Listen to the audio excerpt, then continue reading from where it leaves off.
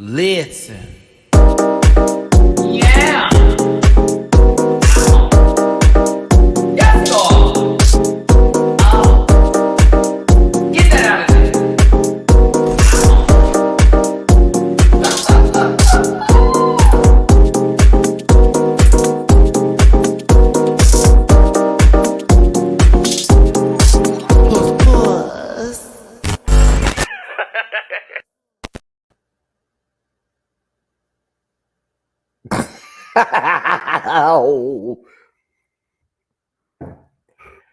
I'm going to pretend like I didn't see everything coming for this week as B.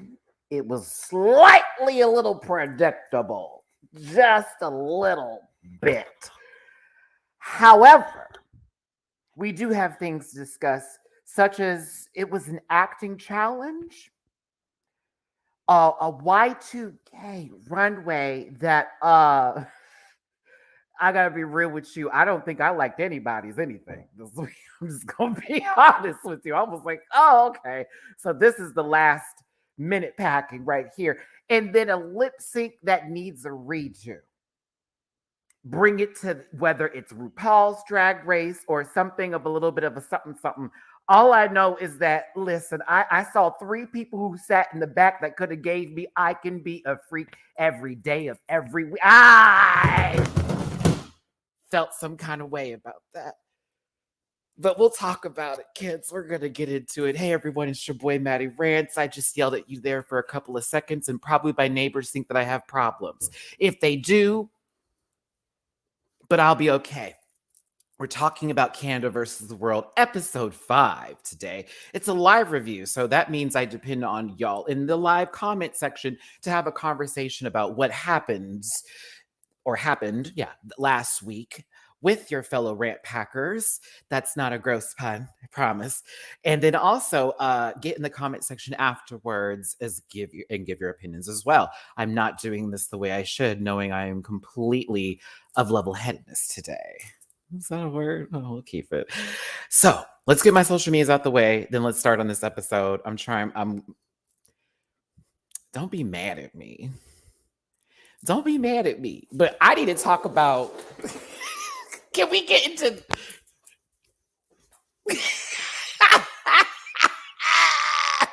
She said.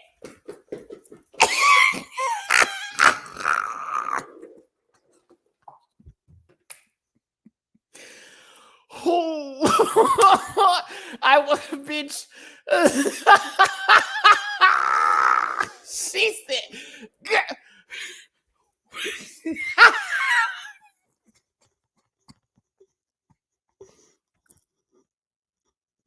It's early. I haven't even gotten my disclaimer up. Let's get this started. I am so, girl. What black friend? You know what? Let's start this up.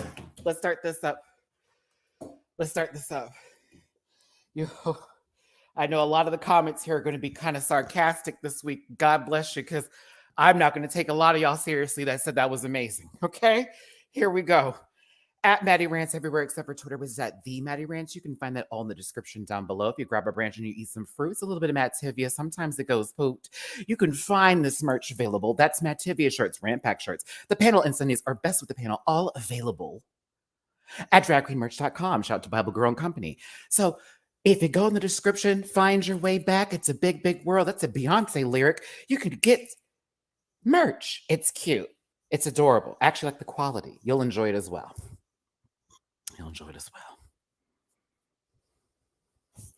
I do reactions on Patreon to each and every one of these episodes. What am I pointing at? I don't know.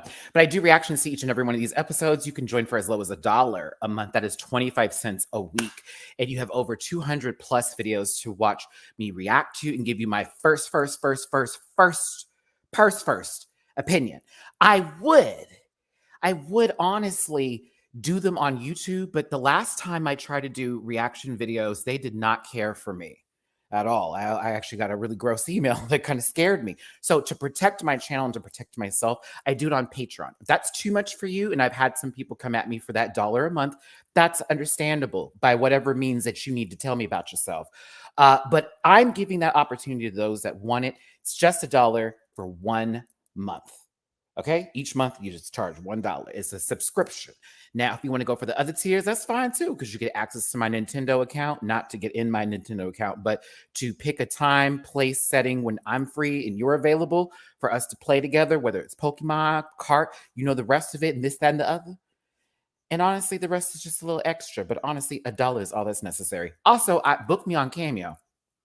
Now, the sir that gave me this really strange request, I could not do. But if you're having a bad day and you need some loving, send me something, and I'll make sure to send you something back. Okay, catch me on Cameo. Now, if you want to drop a tip in my jar for your boy hosting today, it is the holiday season, and unfortunately, the seasonal depression has been hitting me the past couple of days. Actually, the last 2 weeks, honestly, have not been having the best of. I really don't like this time of year right now, and it really, really, really, really, really, really, really sucks. So, if you want to show me some love, I'd appreciate it. If not, send me some love through the thumbs up section because that's a freebie right there. But paypal.me/MattyRants, Cash App $MattyRants, Venmo MattyRants. I hate if y'all love this time of year, I'm here with you. I remember when I used to like it. I just, as the years go on, it's getting a little bit different for me because I'm not able to celebrate with people who I really want to celebrate with. So I always feel a little bit lonely around this time of year, which if you are also feeling like that as well, I will be going live on Christmas Day. It will not be an expected panel episode because it's Sunday. So I expect the panel to be off doing their own things and enjoying their family. I will not be with family this Christmas. I'll be by myself here in my apartment. So I'll be going live that special day if y'all want to join me for that one. But yeah, no, don't too much worry about me here. I'll be fine. But it's been a little bit of I'm talking to my therapist every week versus every 2 weeks this week to get me through it because I really, really feel sad this year. So it's like, I don't know. I don't know. I'm happy I moved in my place, but I just feel so weird and alone right now. So it's just this awkward feeling I'm having. I'm trying to get over it. But I will be spending time with y'all on Christmas. So be on the lookout for that live video. I'm trying my best to get a lot of the other videos out too. DragCon stuff. I'm almost done working on my first one on that one, as well as some other things. Just have some patience with me. And I appreciate y'all for the support. Shout out to all the new Rant Pack members. We're almost to 21,000 subscribers now. We're in about 20,800 plus as we speak. And I'm really thankful for that. And I appreciate all the new Rant Packers that have tuned in here. We have a good time and you're a part of the family. Don't forget that. Just respect each other in the live chat. Respect my ass. And we can agree to disagree when we don't like the same sort of things. Okay. With that being said, because I'm going to talk a lot of shit today. A lot of it. Disclaimer. This program is for entertainment purposes only and content is not intended to malign any religion, race, company, individual, or wig's gender. 2. All opinions expressed by Matty Rants and program participants are solely the personal views and don't reflect the opinions of every human being on the planet. No hate should be sent in the shows or individuals mentioned on this program, so please don't be a hoot. If you feel uncomfortable viewing this program, please consume some activia and have yourself a good boot. Okay? Because I do this all for fun. This is for shits and giggles. I'm not here to tear anyone down or ruin anyone's day. Everything that I say is for entertainment purposes only. I don't send any hate to any of these queens. I don't wish ill upon anyone on this show. I'm going to throw some jokes. There are going to be some jabs. I'm going to read shade, words that some of y'all don't know the meaning of, but like to use in your vocabulary. Not all of you. You know who. It's going to happen. Okay? And I can only do what I can do, which is keep it real. And that's what I've been doing for so many years. Some people hate it. Some people love it. It is what it is. But I'm going to do my best. So yeah, thanks for tuning in. Hit the like button, share, and subscribe. Drop a tip in my jar if you feel like it. Ooh, anything and everything is so appreciative. Let's start this up. Okay. Now, let me be very clear with y'all here.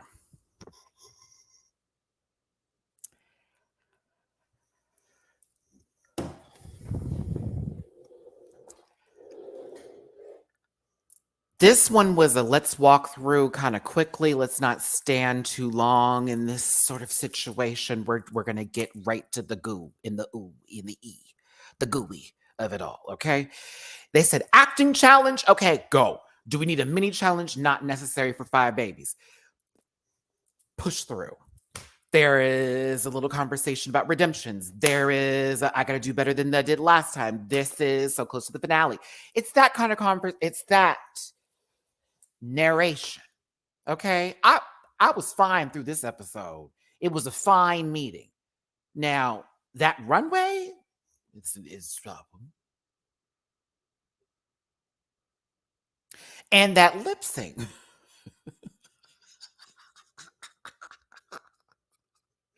Girl, you couldn't tell me that wasn't a commercial for some sort of joint medication because it seemed to be the let me tell you how my knees feel and what this body gonna feel like. Victoria, you know I love you, girl, but why the fuck were you on the floor for the majority of that lip sync? I knew you were tired. You must have been out of breath. The corset said, yeah, air, non-existent. I don't know, but we're gonna talk about it because Estelle deserved better, and I deserve so much better.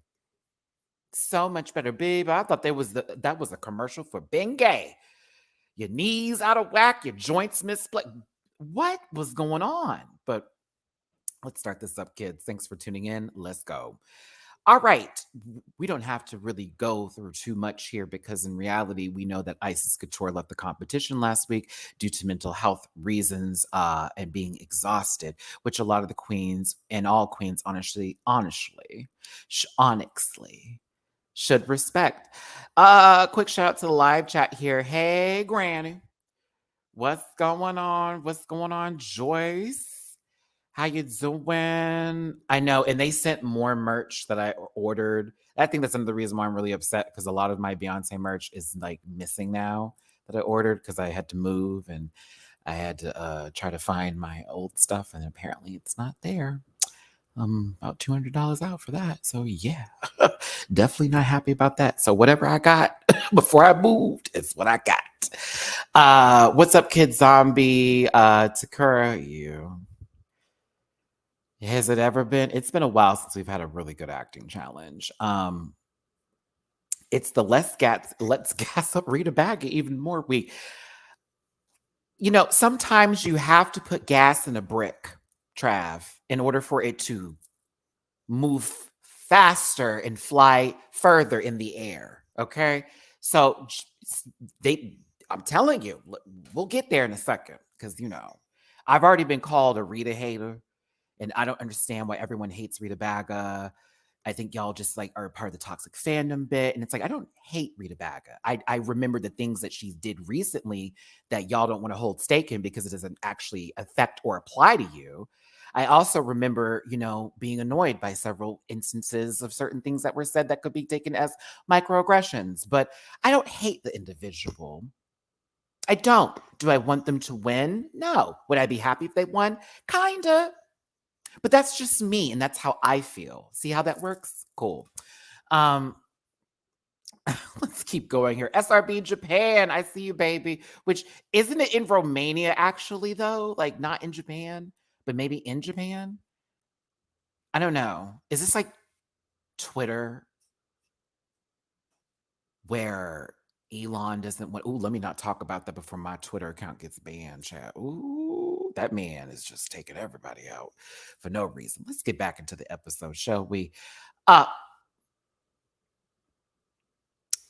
Vanity wanted to know who was sent home or who they were going to send home. You know what I'm saying? You know, lesbian. This is how you know she be playing with cat. Let me stop. This is how you know she's a professional cat player. She knows all about the meows. Them fingers. I know it, Victoria. I know it. I know it. It seems...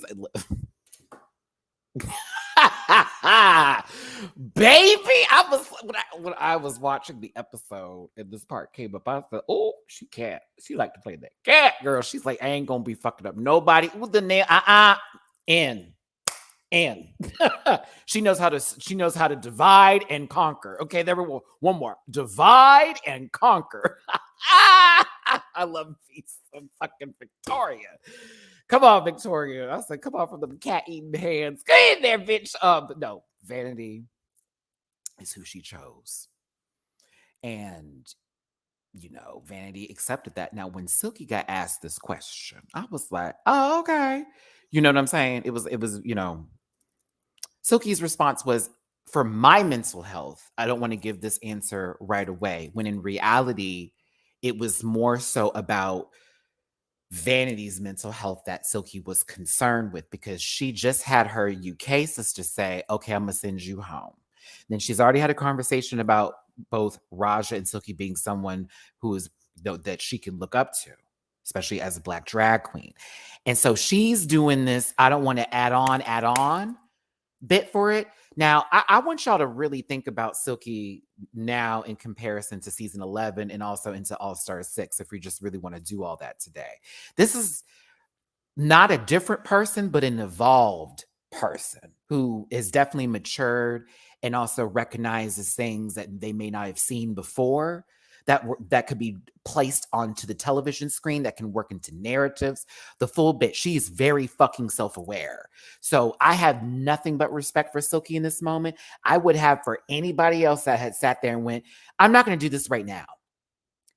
But when later was like, just want to let you know, I just didn't want to do it in front of everybody else. So you understand, and it has nothing against you. It was done in a more personal matter, so she would know I love you.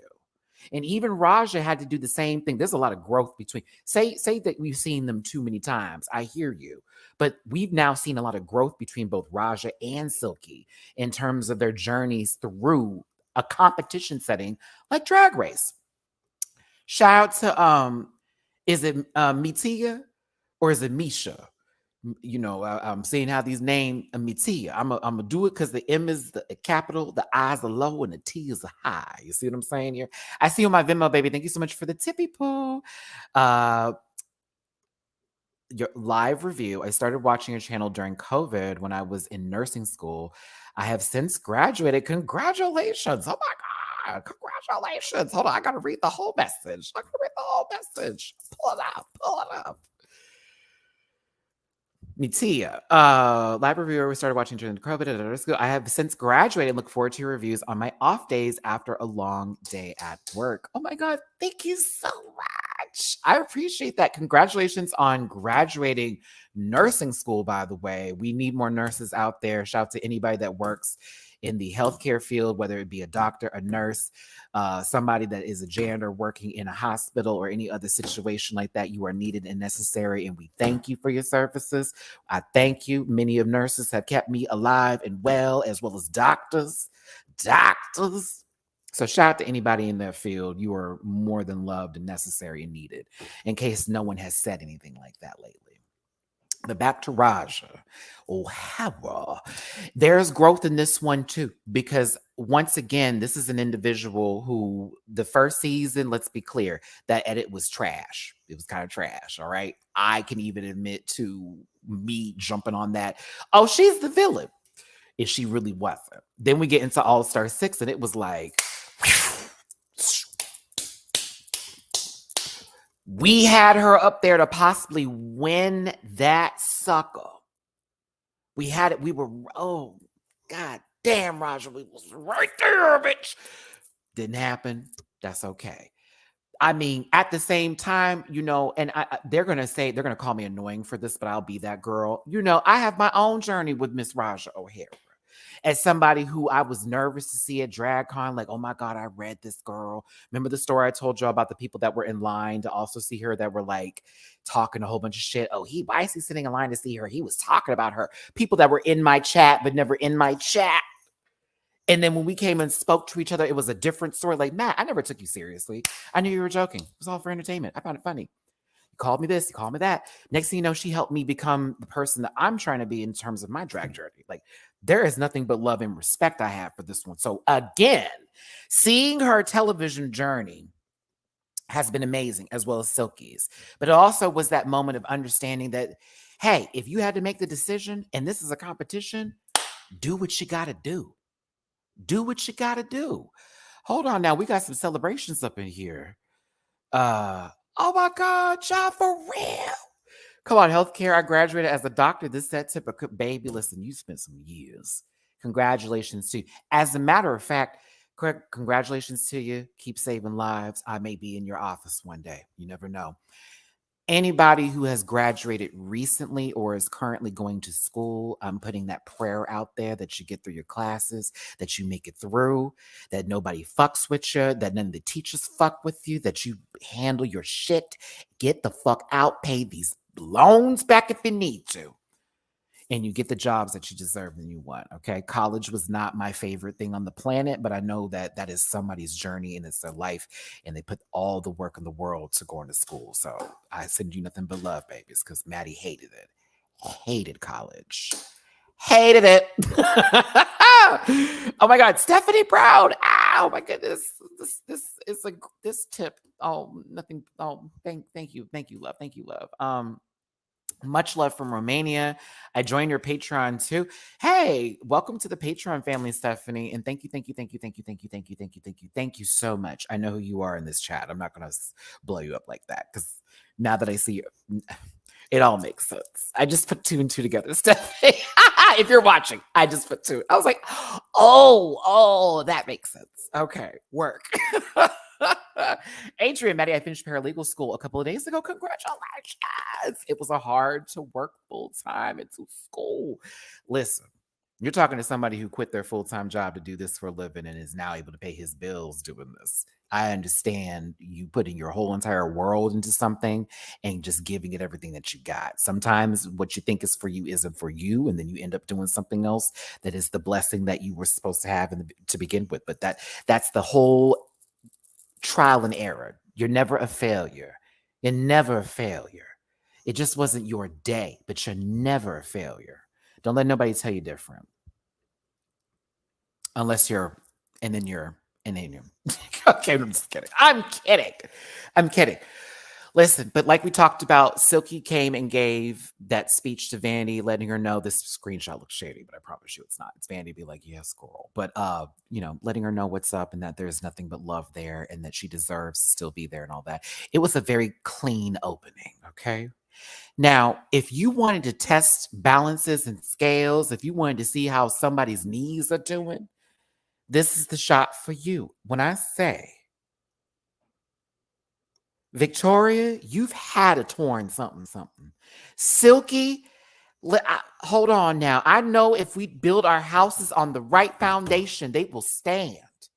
But when I tell you it would take one knee to slip for it to be a sand, a house built on sand to then drift into the ocean, my God. I was like, oh, okay, so they're just doing stuff at this point. So cute. So cute. Nidra. Oh my God, I saw you join my Patreon. Nidra. I miss you, Nidra, by the way, in case you didn't know. Nidra doesn't know this, but she was good energy when we hugged in person. A couple of y'all too, and Nikki as well. There was a few of y'all who, when I hugged, I was like, okay, I felt the presence. I felt a good presence with those babies. Oh, speaking of which, quick announcement. I'll make this announcement again. Confirmed. Me and Valerie Vision are going to be collabing in like a couple of weeks. I'll be on her channel doing episode 1 recap of Drag Race season 15. Then she's going to come over to my channel on episode 2 and we'll be doing that together. So I'll be on Valerie's for episode 1. She'll be on mine for episode 2. We'll probably have Valerie on the panel eventually when we can get the schedules right. But yes, just in case you're wondering, because somebody was like, wait, are you still doing something with Valerie? I was like, yep, we actually talked about it today. So excited. I like Valerie. She's cool people. All right. So listen. Why does Silky look like somebody's auntie or someone's mother dropping their kids off at school? Better yet, Silky is Victoria's mother. And Victoria is being a badass child right now. And so these are the teachers having to pull her back into the school, the early learning program. Yeah, very much that. Because Silky's got to go to work. You see, that bag is full of what her 9 to 7. That's right. She chose the longer shift. She wanted the extra day off. Okay. I'm going to miss these moments in the workroom. But conversations of I'll do better this time I really want to win one. Maybe me, maybe me. Well, we're almost to the finish line. Jump scare. There's a loud siren that blares, and this figure of rich proportions. Yes. Yes. Showed up on their screen and said, "Hey," in a cryptic code, "Let me out. Let me out. This is not a drill." I'm sorry. That was a Rick and Morty reference. Let me out. Let me out. Let me find out that Rick Sanchez is somewhere inside of RuPaul's body and that's really a clone. Let me not do this today. I've been watching too much Rick and Morty lately. Oh, speaking of which, I saw Wednesday finally, everybody. Such a good show. I got emotional at the end. Oh, sorry. I liked it. I thought it was a good one. Either way, RuPaul has made a message clear to dogs in different time zones. Or on the other half of the equator here. And Tracy Melchior shows up in her Ivy Park fit. Okay, Trace. Oh. Oh. I was like, I know this exact collection. I know this exact collection. I was like, oh, bitch, this is the Valentine's Day one that she had released. I said, oh, eat it. I wonder how Blake's going to feel about that. Tracy looked good. The puppies were out. Them dogs was woo, woo, woo, woo, woo. And I said, okay, baby. But no, it wasn't for a mini challenge, but more so for her to let them know that, hey, we're doing a maxi challenge of acting proportions. So much so that either Tracy did her scenes early in the day when she was in the same clothes, or it wasn't that long of a, there wasn't that long of an, you know, in between time between her telling them what they're about to do and then them acting the scenes. I really want to ask them once that NDA is over with. How much time did this take? Because she was still in the same outfit that she could have possibly filmed earlier in that day in for her own part of that trailer for a Spy Queens movie. Did that not sit with y'all either? Were you not thinking the same thing as me? That's what my mind went like. That was like, what was the time frame between her making this announcement, them going over their lines, them getting dressed, and then getting to this part here? I heard it was a short amount of time they have to learn this stuff. It's not like you get like half the day. They get like maybe a few hours, if not an hour or two, possibly, to go over this. Because I'm like, that was quick. That was kind of fast. Telling you. Tracy, though, you look good, sister. You look good. But I was wondering about the time frame in between because it was very like, well, this would explain why someone like Vanity wouldn't do so well at a challenge where she would need more hours to hone her character and to like get it together. Do you feel what I'm saying? You know, there are some people who can pick up the role and then be like, "Ooh, I know how I'm going to do this," and then start to develop the character. 30 minutes later, you may have the majority of your lines. I will probably, if I ever go on the show, y'all, there is going to be a line I'm probably going to forget. I'm just going to warn you now. But you have your character developed because it is an acting challenge. It's not improv, but you might have to improv in a couple of portions of it to make it something. But create a character. Okay. Now, each person in this lineup for the Spy Queens movie, because they're going to do a trailer for Spy Queens. It's supposed to be funny. Victoria winning last week actually gets the opportunity to sign the roles.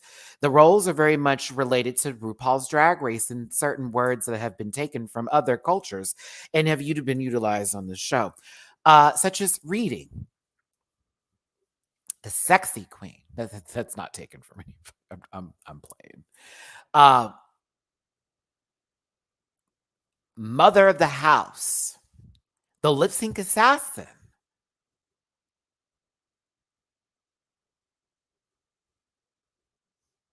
And the chameleon. The person who is the shapeshifter can changes their disguises this, that, and the other. We'll go over the names once we get to the acting challenge itself, because I took screenshots. Well, I took screenshots and I might have added effects too. I don't remember what I did. Oh, I'm just going to post this now. I do not remember what I did. I kind of got a little heavy handed, had a little fun with this one. Disclaimer, this show is for entertainment purposes only. So content is not intended to malign any religion, race, company, individual, gender, or wigs. Girl, I did not like this. I'm going to be honest with y'all. I have a thing about the acting challenges. Let me just start being real. I have a thing about the acting challenges. I fucking can't stand them. And it's not because of the queens per se. It's some of the writing is just out of what the fuck is this? You know, we then end up getting on the babies who are the actors, these queens about like, girl, she was terrible. Nah, bitch, the writing was horrible. What were they supposed to do with that one? You know, you end up looking like Rita Bag at the end of this, you know, throwing their face into contortions of total recall delusions. No, thank you.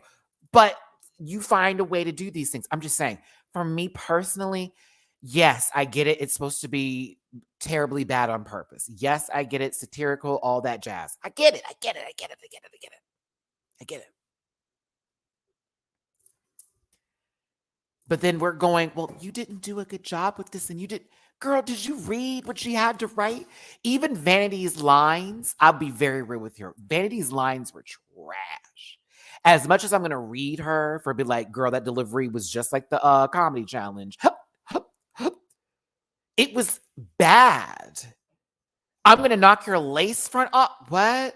Like, what? And what was like, I get it. And then, mind you, I'm also on Rita Baga's side. Yep.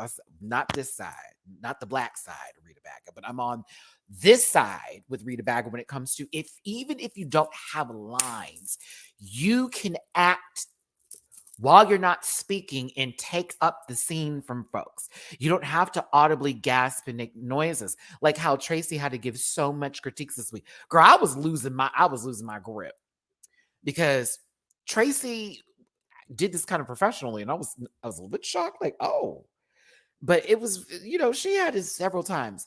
Y'all, we're gonna add in sound effects. Why are you making noises at the part where it's supposed to just be you physically acting? It's insane. Insane. Anywho, Victoria takes the reader role. She wants to be the reader because, you know, she's from the UK, so the English language, all that. There was a very funny scene between Raja and, you know, everybody over the Silky and all them, all that kind of jazz, right? Rita Baga wanted to be mother of the house. I didn't see anybody else being that character but them because they can't play young.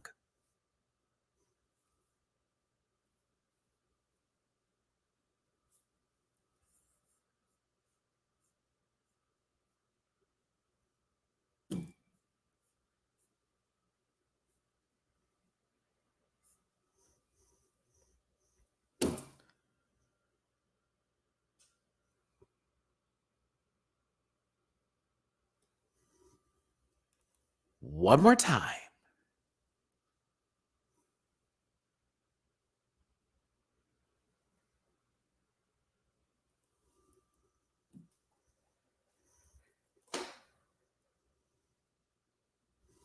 Who is she talking to? Like, who are you talking to, babe? Just to be clear, she can't play young. Like we saw in the runway last week. It's not going to happen. So Rita's playing mother of the house. Vanity, she wanted to be the lip sync assassin, but I kind of agreed with the casting choice with Silky getting that role because they can play that up into a comedy level. Leaving Vanity to get the master of disguise, Raja getting body, yada, yada, yada, yada. Okay. I can't take someone's word on something when they haven't been a part of the show, a part of any sort of scripting of that, things of that nature. When I do talk to people that work on the set. So I've seen some comments where it's like you're trying to explain things on behalf of others. You don't need to. But I thank y'all for tuning in. Thank you for being here. Hit that like button, share, and subscribe. Become part of this Rant Pack family. Drop a tip in my jar if you feel like it. But we're talking about Canada versus the World, episode 5. Okay. Spy Queens. Everyone's got their roles. Secret lover. talking again. Listen. Boom, chicka, boom, boom. Ah, chicka, chicka, ah. Lesbians found her wearing little silky nutmeg ganache. Lesbians, Silktoria is the new power couple. Lesbians, I never seen so much cream and chocolate. Ah, lesbians. Lesbians. Technically, lesbians.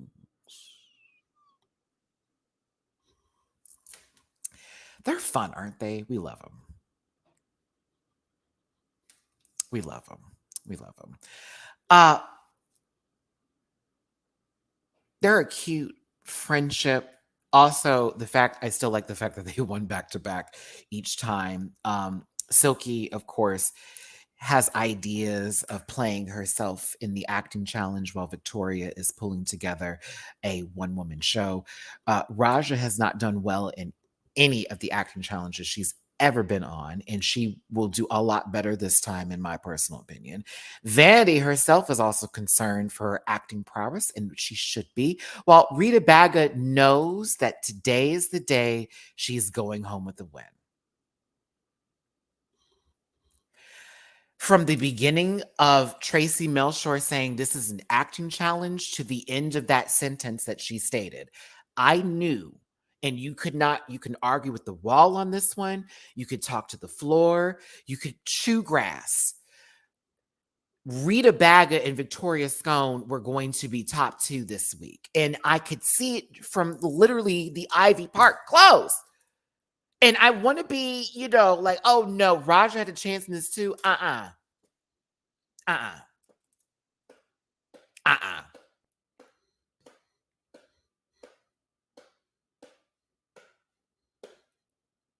Then the runway category is Y2k Club Kid Realness 2000s. It's like category, subcategory, category, subcategory. Here come Raja in this orange outfit. Yeah, she wasn't going to win. And that pissed me off a bit, but I was also like, now, Matt, let's be fair to everybody else that's competing up here and how this worked out. Was Rita entertaining? Absolutely. Yes. Was Victoria entertaining? Fuck yeah. How about the rest of them? Raja was more than the other two, for sure. But then again, yeah, I just didn't see it going any other way. Sorry, just didn't see it going the other way. Couldn't get past it. Cute little funny moment here. You talk about us, bitch. Yeah, we talk about you, girl. And we move on from that moment. Now, in case you are having flashbacks from the terrible, terrible, terrible movie directed by Bryan Singer that is X-Men 1, not 2. X2 was cute. X-Men 1. And we finally saw the X-Men in their outfits. This is what that gave me. The disappointment before Disney took over, the Marvel Entertainment Studios took over, and we'll now get better costumes. Marvel Entertainment Studios, you hear this loud and clear. Do not put them in that black leather again if you're going to do X-Men. Do not give us their classic 90s costumes. Please. Loud, vibrant, full-on foolery. I want to see Wolverine in yellow and blue. Not this. Not this. I hate these outfits so much. It looks like they're about to put a bunch of grease on and slide into Stan. That was an American Dad reference. Emma Whiten. Hello, love. I'm so sorry. Please forgive me for doing that. I want to go to the UK so bad. I do that to the Vivian. Every time I see her, I make that American trash British. She looks at me like, now, Matty. And I'm like, I know. I'm sorry. I feel like a long time ago, I was switched at birth and my twin is over there in the UK living his best life. And I ended up in America. Just saying. It's a parent trap. I'm really corny today. So, these people were dressed to fail. Just kidding. But rehearsals had Tracy in a Melchior. Nobody? 200 plus in the room. Hit the like button, please. Courtney.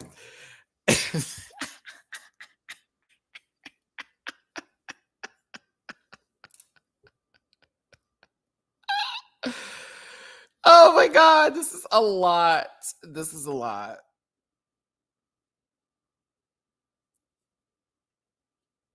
Morning, Maddie. It's 6 a.m. and all so early in Australia. Aussie, Aussie, Aussie. Oi, oi, oi. For all my Aussies and my Kiwis out there, for my Aussies and my Kiwis, shout out to you. All my love over there to New Zealand and Australia. And to everybody watching from around the world, thanks for chewing it. Chewing. I saw this and said chewing. I'm not ashamed of my age at all.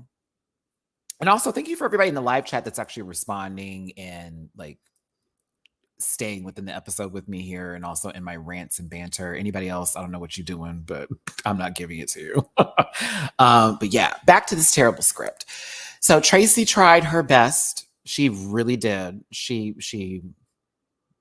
sure did.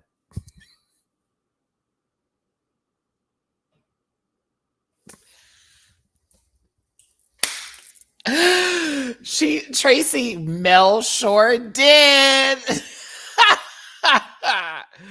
Oh no.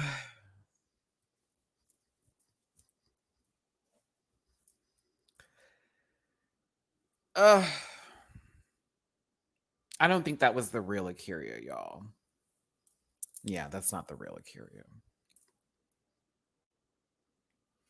Yeah, so I wouldn't entertain that account anymore. I had to do my own little research on that one. I was like, let me double check. This don't make no damn sense. Because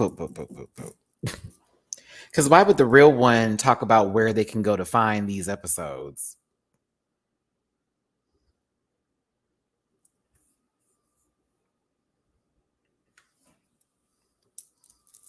She tried sour candy. Sour candy. Boom.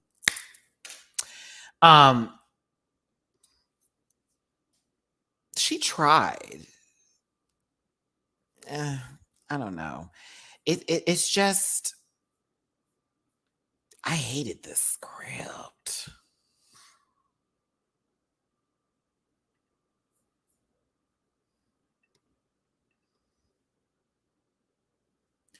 Knowing that my mother is who, along with my siblings being what, and then it's like no. And trust me, I would know. The first time I saw the account come up, I was like, oh, let's just give it a little love. But then I started seeing comments, and I was like, that's definitely not them. Daniel, thank you so much for the super chat. Hi, Maddie. Finally catch your live review on your regular time. Miss listening to you as well. Mabu hey. It's Mabu Hai, but I think they got me one to say Mabu Hey because I know you're my Filipino brother, Daniel. Shout out to all my people in the Philippines. I know that season 2 is coming up soon. Dragged In. I know y'all want me to watch it. It's coming. It's coming. I've been really down lately.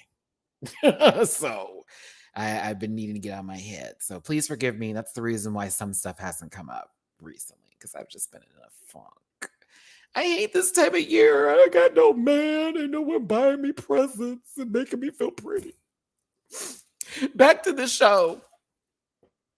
The best part about this acting challenge was them coming to the room like this. Raja, I swear to God, this could be possibly a photo taken at a Universal Studios right outside the Jurassic Park ride. And all they have to do is just add in the dinosaur right then and there. That's the part of the posters. Before you walk in, get your picture taken. Something happened here. I don't know anymore, but something did happen. They talked about stuff. They talked about a lot of stuff. I don't know what they talked about though, but they did. They held a conversation in this room.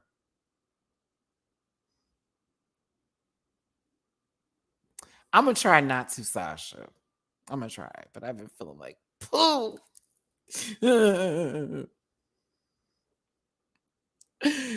I don't ask that man about that. I'll talk to y'all after the video about it. When you ask someone like for Christmas, what would you like? Oh, I don't want anything. I don't even want to get nobody anything. And I was just like, well, there goes that. Bitch, I was over it. Let's talk about Brooklyn Heights looking all kinds of sweaty. So I don't know if this is like a Boulay brother in a funhouse mirror, a Boulay brother that's been stretched by rope. I don't know what this is, but this gives me, that's a lie because it can't be a Boulay brother because there's color. And the dress looks expensive. I'm okay with the dress. I think the dress is cute. This hair, she's all right. She's not all that, but she's all right. That's a different movie, okay? Starring a whole different set of people. I would say this is a good casket sharp. She does. She looks a good casket sharp. Yeah. Yeah. Yeah. They were like, oh, that's her favorite dress? And she wants an open casket? That's what she asked. That's what she wanted. That's what she wanted. But yeah, she's ready. She's ready.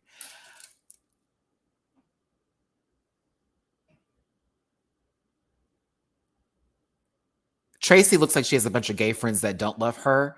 Brad looks like one of those gay friends.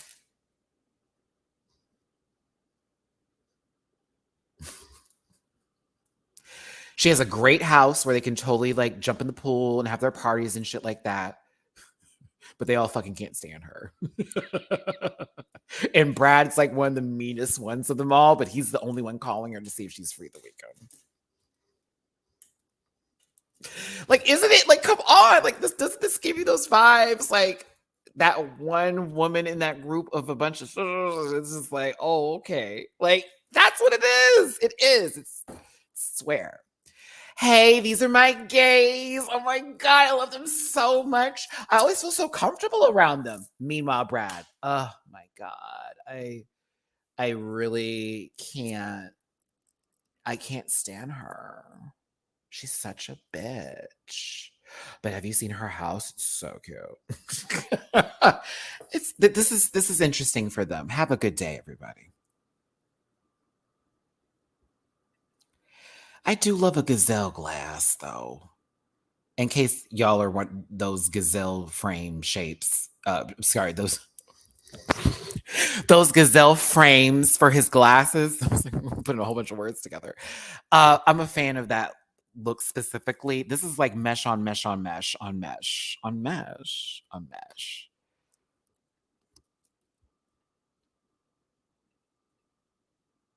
You mean Tori's? It looks like he's about to file a false police report. On her. I can't. Tracy looks really good, though. She looks really good. She does. Tracy looks gorgeous. Go ahead, Tracy. Yes, Mel Shore. Hey, it's everyone's favorite guest judge, Joe Z. Nobody said, since we don't really see him that often, for us to make that statement. I just decided to put those words together and have a nonsensical moment with you. No, Joe Z's there to give his critiques and commentary. Shout out to Joe Z. I need to look him up after this review. I do. Maybe Brooklyn said what he did. Maybe I have seen him before, actually. Does he give... Is he... He look like he do what Tracy do. You know. Stylist? Oh, okay. The job... Oh, I miss Drag Race España. I'm ready for the new season. Oh, he's a stylist. Why was he there that episode? Why was he there this episode? Okay. Move on. Thank you, Joe. Go ahead, Joe.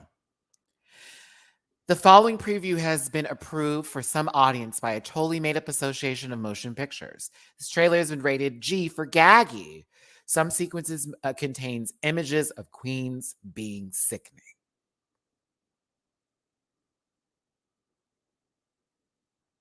I almost can guarantee the response to when this was actually shown as a part of like the mock setup for the scene, Oh, I love that.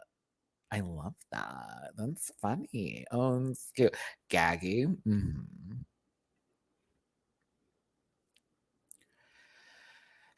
Like every American Horror Story, it started off really good and then it continued. To be honest, they could have filmed their intros and I'd been fine. I'd been like, oh, that was great. Spy Queens, not to be confused with Spy Kids. Anywho, Silky Nutmeg Ganache is the lip sync assassin. We fall down when we stay there. Everyone's favorite Denny's item on the menu, a Silky Slam, was presented when she gave us one of those drops. Now, you want to call something a death drop? That I would call a death drop. It's really not even that. That's that kick out the girls that did dance in high school and college, especially at HBCUs. You know the move.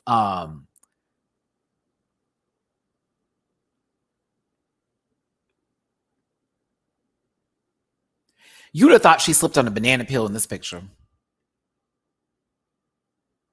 This is her. Listen, not this is Silky after a car accident when she literally only got bumped in the rear end and then they had to pull out the car like this. She know what's up. She getting that in check. Okay, Silky looked like me after I got hit by somebody in a car. Very much that. I ain't moving. We're going to the hospital. I'm getting a report. Injuries. Either way, Silky, she played. We'll get there. We'll get there. Raj O'Hara as the body Audie. She did move it around a lot. She was giving body Audie. Maybe we could have had her show some body, but again, spies. Vanity Manon. What? Vanity Milan is the look queen, master of disguise.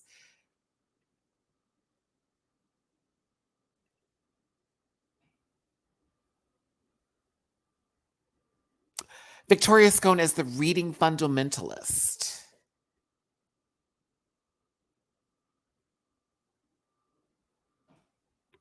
She did her job.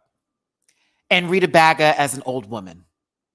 Again, the mother of the house. Listen, if it works for you, it works for you. Because I can't sit here and make the critique that Rita plays an elderly woman in each and every episode when somebody else I know on this same season plays themselves in everything that they do and then tries to call it something different. So I'm not going to sit here and bullshit for the girls. They'd be like, oh, you just don't like her. That's not true. There's multiple reasons to not, but it's not that I don't like her. It's just that she do the same thing. But hell, if we're talking about it, Silky play herself too. If we're doing it today,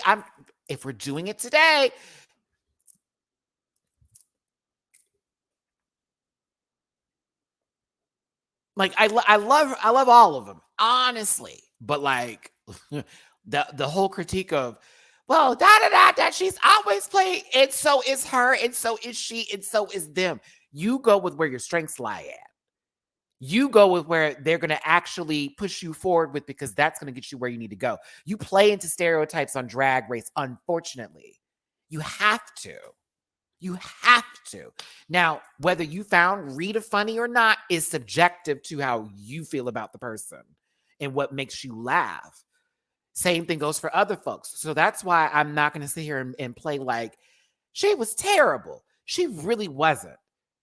Am I annoyed by her presence? Possibly. Does she give me a statue that's going to come alive and take over the town of Springfield? Yes. Yes, she does. Yes, a Treehouse of Horror episode I think this lady is from. However, I'm giving credit where it's due.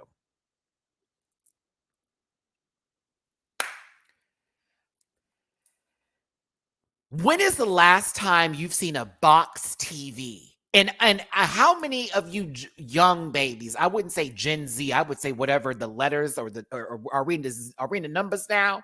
Have we gotten to the zeros and ones yet? I bet a lot of you motherfuckers did not know what the hell that box was for. What is that? Why is that up there? What is that for? You probably thought it was a garbage can turned the other side away. The other side away. Turn sideways. I know that TV. I know it very well. I know it very well. I used to have one in my room that had a VHS in that motherfucker. Okay. I was like, wow. But Tracy Melchior's character apparently is hypnotizing people with charisma, uniqueness, nerve, and talent through her broadcast on this unplugged. I just realized the TV isn't plugged in. It's a skit. I'm going to get technical. Why isn't the TV plugged in? Whether you had made the adapter in there or something, this is taking me out. We got the IKEA desk holding up the TV. We have this what looks like a children's desk for some possible playroom child with these chairs that look uncomfortable. Whose terribly decorated store is this? Now that I'm looking at it, where are they supposed to be? This looks like someone's like, you know, come in. We have a clearance sale on these items I bought from a thrift store and I'm selling them for triple the price. It's giving that. Okay, I'm sorry. Let me get out of this moment here. I sat and looked at it a little too long. Let's get into everyone's individual performances, shall we? So once again, you couldn't tell me that these two weren't going to be in the top just on this scene alone. Both Rita Baga and Victoria Scone ate this up, ate it up. Like, first of all, we got Victoria. What is that called again? It's not a periscope. Not binoculars because it's right, but what is it called again? Captains use it. It's used to see closer. I can't think of the name of it. It's not on the top of my head. Look, I got binoculars. I got a periscope. I got everything but the word it's supposed to be. Ow! Oh, it is a periscope. Okay, no, it is. Are you sure? Are we sure? Telescope. Thank you. Okay. Okay.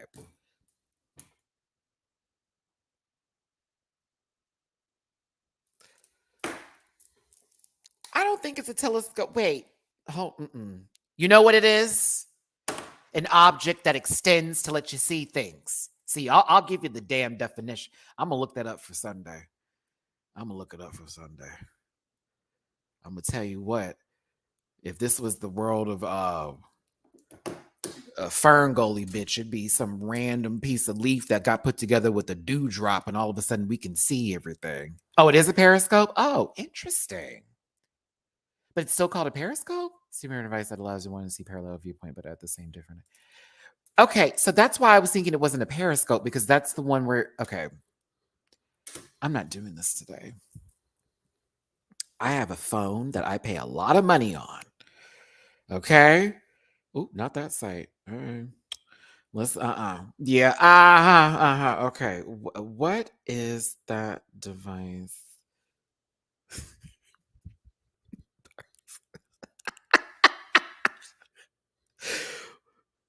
Okay, it is a telescope. A spyglass is another term. Okay. Nickname the bring them closer is an object used by mariners to magnify the view, kept on one person to view anything far away. Okay, spyglass.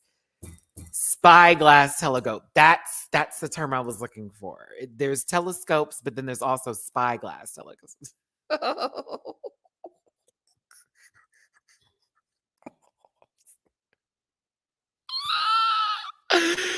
I'm sorry. I was like, wow, I spent time on this, but we had to. We had to. We had to. But see, spyglass telescope. Everybody say educated. Okay. I thought that moment was funny. I thought Rita was a hoot. See, there it go. Look at that. Look at that. Look at that. Look at that. I hope it was good. I mean, listen, Rita's giving me my first time bottoming teas, and it was definitely too big. You know.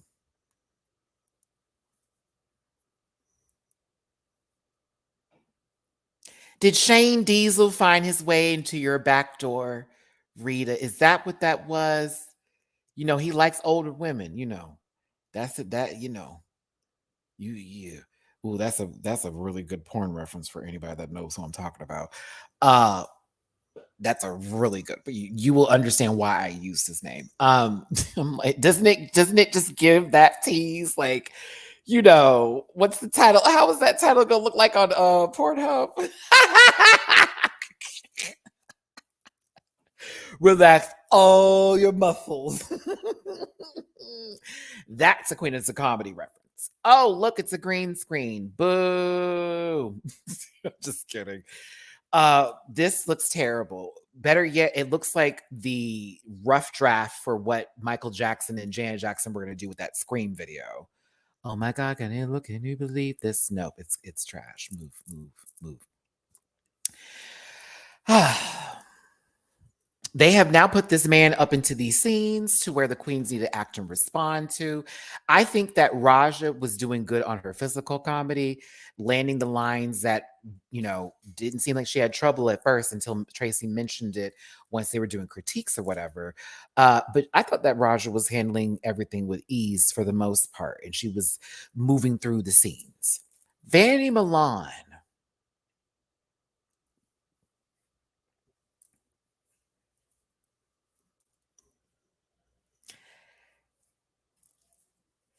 I got flashbacks to season 6 to another person who sat as a head, on a table. Your mother sucks. Wow. Like it just reminded me a little bit of, the Toad. But what happened here is that Vanity got up into the scene and then it stopped there. Like Rita was doing breaking the fourth wall business. That was funny. I was enjoying that. I was like, okay, Rita's fucking funny. Like this, it was interesting. But when Vanity got up here, now I'm gonna act this scene out for y'all.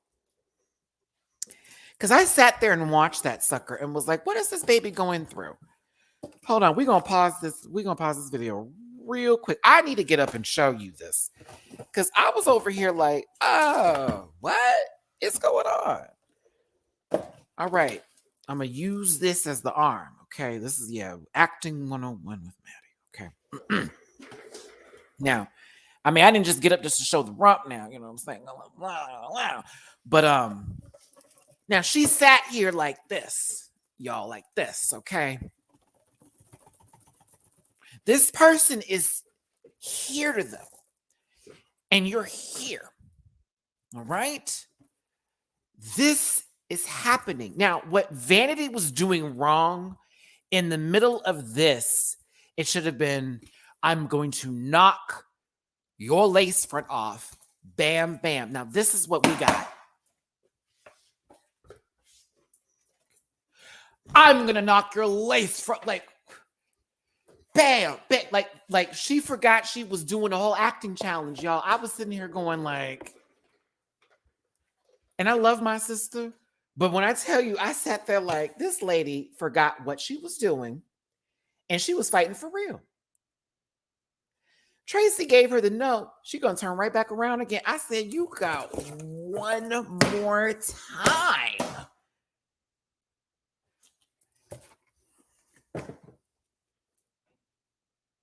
My question is, was she confused because of where the camera was placed? Was she confused because she thought too much about the line and forgot the note about turning her body to a position? Also, we didn't need her to hit them, stop, turn, say the line, turn back in, go. It's boom, boom. I'm going to knock your lace front off, back to the fight. That's it. That's it. I think she thought too much. I'm with Peace to Mateo on this one. I think she thought too much about it. I think when Tracy had to give multiple critiques on top of that, it got into her head and she played herself. She played herself. So I'm also going to blame the script because, God, it was awful. I bet she read that line like, who wrote this? I hope you didn't, Vanity. I know you didn't, Vanity. Don't take credit for that. Don't do it, baby. They're gonna get you. Don't do not take credit for that. I love her, but Victoria, bitch, you are cinched for filth. Jesus. Uh Tracy's life coach is out here tackling people again, and tying them up. Silky comes out here,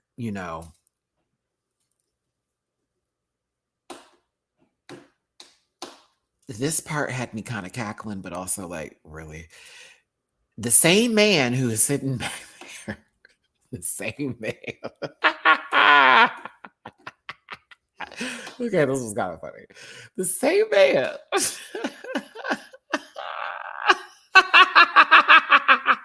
That was funny. That was, come on. Come on. That was funny. That was funny. See, had Vanity done that role, it wouldn't have had the same impact. True? True. Are you talking about Silky and why she was squinting so much? Because I can answer. If you met Silky, remember, Silky doesn't wear contact lenses like that. She wears glasses and she literally cannot see at all. Like at all, without them. So whenever you see Silky do any sort of scene on the show and she doesn't have her glasses on her, that's Silky literally pulling it together without being able to see. Like, okay, let me just make her work. Let me just make her work. Like, I have my contacts in now, but I've learned, especially after sleeping in them for 2 days straight one time, never, ever, ever, ever, ever, ever, ever, ever sleep in your contact lenses. And that also scares some people who have vision issues because they don't want to just touch their eyes. I'm used to touching them. But yeah, I literally have to make myself take them out. Because one day, y'all, I took my contact lenses out and there was this film on them. Girl, it scared the shit out of me. Oh, I went to the eye doctor the next day. I was like, did I get some fungus in there? He's like, no. That was your eyes drying around the contact lens. He's like, glad you took them out. Because we could have had to take them out. Like, some people have get it lodged back in there. Some of them dried to this. It's a lot. So yeah. But no. Yeah. Take care of your eyes, children. Eat lots of carrots. No. I watched my mom do it, and her vision went from back to being great again, and then it went right back to the decline. So yeah, I don't want to do that. I have a friend of mine though, Jeff with a G, who did do it, and it worked for him perfectly. I just don't. Yeah, that I kind of like wearing glasses, even though it's a pain sometimes. But I like wearing glasses and contacts, like the change up. So this was a fun scene. We all thoroughly enjoyed this, right? This kiss was no bueno. The kiss was no bueno. Yeah, the kiss was no bueno. No bueno. It wasn't the same as, okay, for one, it's being written into a script, right? So it's not going to be as organic unless they really play it up. Which Silky could have got a little nastier with it, in my opinion. Secondly, the last time they gave us that moment, it was like organic. So it was like, yeah, okay, that was funny. Like we weren't expecting that.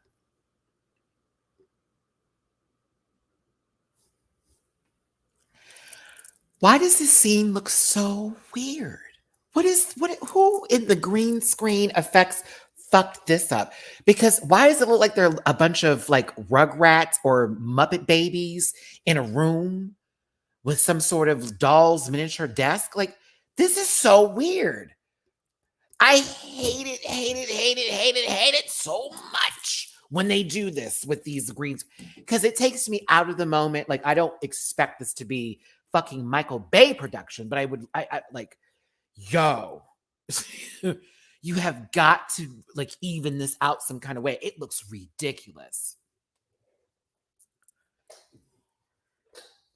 It's like Kermit, Miss Piggy, Fozzie, and fucking Animal are trying to make it back into their beds before Nanny gets there. I don't know what to do here. It's interesting. It's interesting. Also, what about this was what was this? So you got a box because you're sickening. And then mosquitoes came out of the box, and the mosquitoes were sapping the charisma, uniqueness, nerve, and talent out of them.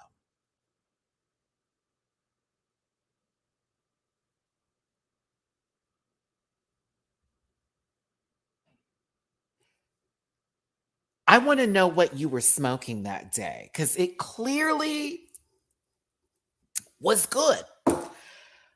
What strain was it? Was it medicinal? One more time. So, Tracy Melshore as a villain who low key is giving me Jamila Jamil in She Hulk, unnecessarily not needed. She was there for what? I know some of y'all like, oh, but she was funny. But then again, had she not been there, then what would we be doing?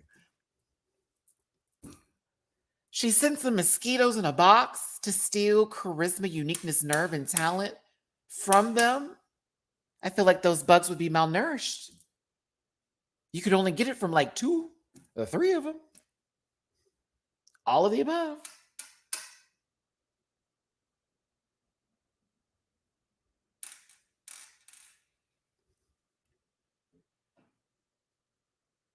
Hey, if you like this, God bless you. Not saying you don't have taste in comedy. It went from, okay, we're doing a spy movie. Cool. And then it started off really cool. And I was like, oh, okay. And then it got to around here. And then another scene with Silky and Victoria. And I was just like, where is this going? If we're trying to sell a movie, this is that. But I did like these quotes. The greatest film you'll ever see about drag queens that are spies. Spy Movie Review Weekly. This is definitely a movie. Funniest one for me. Priyanka, winner of Canada's Drag Race Season 1. I hope this doesn't ruin my career. Tracy Melshore. Well, you're still there, sister. I don't think that this is going to be the thing that would ruin your career.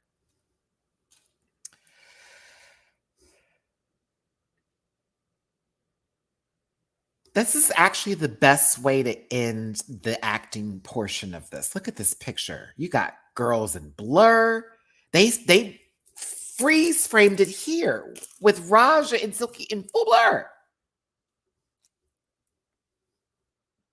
Listen, if it's meant to be silly, mission accomplished. If it's meant to be entertaining,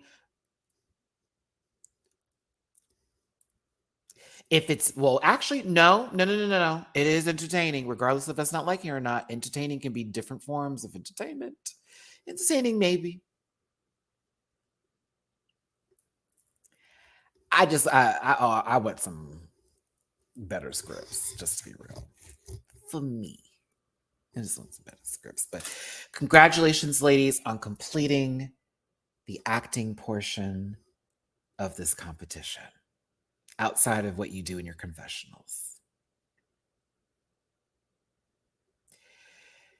Category is no one followed. That's not true. Well, it depends on what you feel as Club Kid. Category is Y2k Club Kid, Y2k attire. For those of you who were born after 2000, there was a moment in time when us old bitches thought we was about to have the end of the world because of the Mayan calendar and the clocks and all that other nonsense that was happening. And what's a computer going to do after 1999? Oh, yes. People were going to grocery stores. Costco was more packed than it already is, getting multiple supplies of food because we thought the world was ending that day. If you were born after 2000, you have no idea. I don't want to hear it. I really don't want to hear it. I see one review. Y'all send them to me. I'm dragging. Like, how old was I when this happened? I was 14? 99 going to 2000? No, not 14. That's too old. Hold on. Where was I at? 86. Yeah. 13. 13 going into 14. Bitch, when I tell you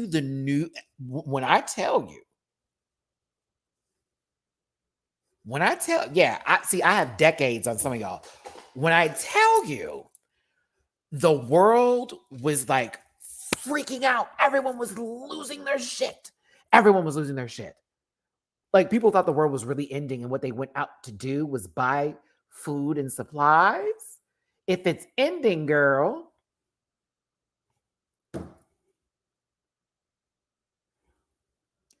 I was living,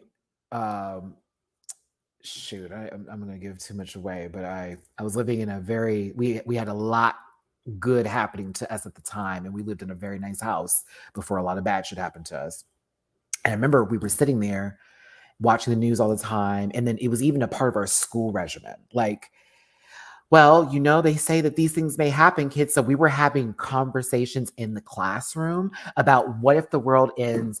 What would we like? This is like, y'all, one more time. My teacher had us talk about, well, if we were to go today, what would we have wanted to do? And what are we happy that we did get to do?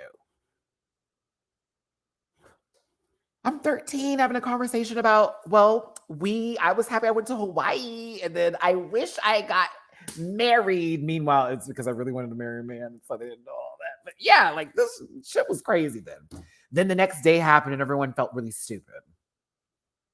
Y2k. Literally the next day, nothing happened. And everyone was like, oh.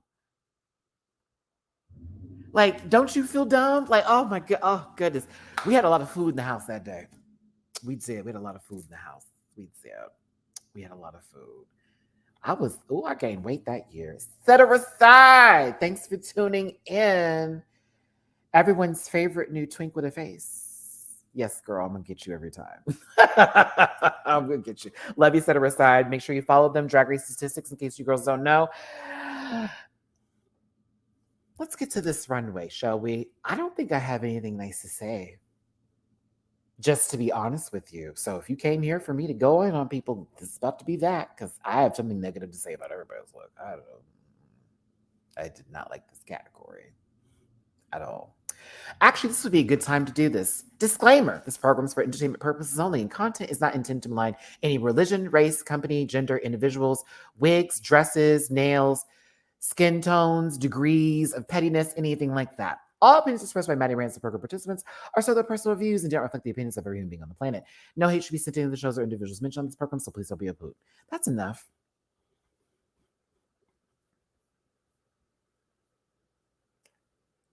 Up first is Rita Baga. Chop. Everyone's low-key gonna get it.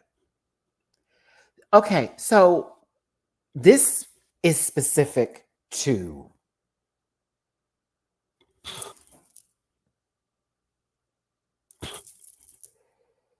something in Canada, as she said.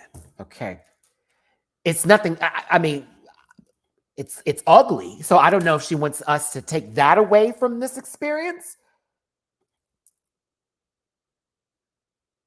I do. Okay. Is it the closest to Club Kid? For sure. For sure. I could see someone walking into this ugly, walking into this mess in a club. Totally could see it. But like, she's like, I wanted to show my hourglass shape because they always say I look so boxy. I hate to tell you this. I still was getting, we're moving to a new house. I was still getting, this is my first year in college, and I moved out of state. I still got rent a center. As much as you wanted not to be that girl, if you didn't pay that bill that month, they're coming to your house and taking your furniture. She even did the lines to give it the hourglass bit, and it was like, oh, okay. Is it still Club Kid for me? Kind of. But all I could do was stare at the spit that was just dropping from that mouth.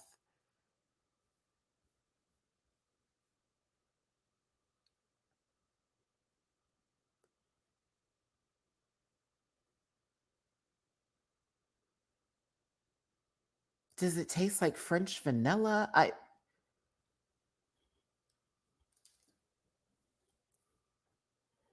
don't like anything this sweet. Just get ready. It's a chop for me, girls. Vandy Milan is next. I enjoyed the outfit. I enjoyed the cape. The wig and the headpiece, I don't know what they wanted to do or who they wanted to be, but they were not that girl. And this is also not the club kid category at all. It's not even, it's nowhere near the category. It's not even adjacent to the category at all. Like anywhere near it. What is this Burger King crown on her fucking head? I hate it. I hate it. I hate it. I hate it. I hate it. I hate it.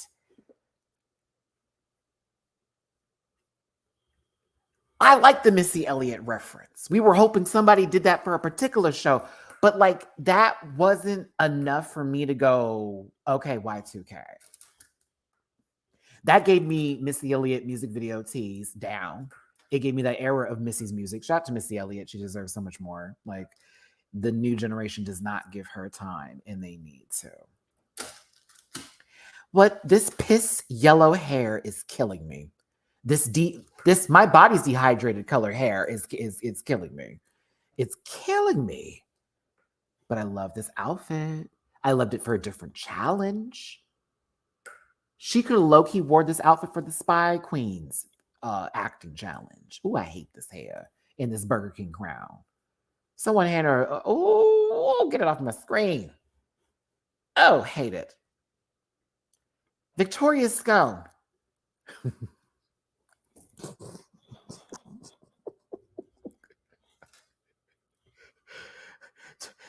Leave it to a lesbian to break the set. No, I'm playing, girl. Listen, at least we know she could fix it. See, stereotypes, RuPaul's Drag Race. Victoria Scone wanted to be a bug, but forgot that, that set is about $1.99 in actual worth. Okay, as she put her foot up and it said crack.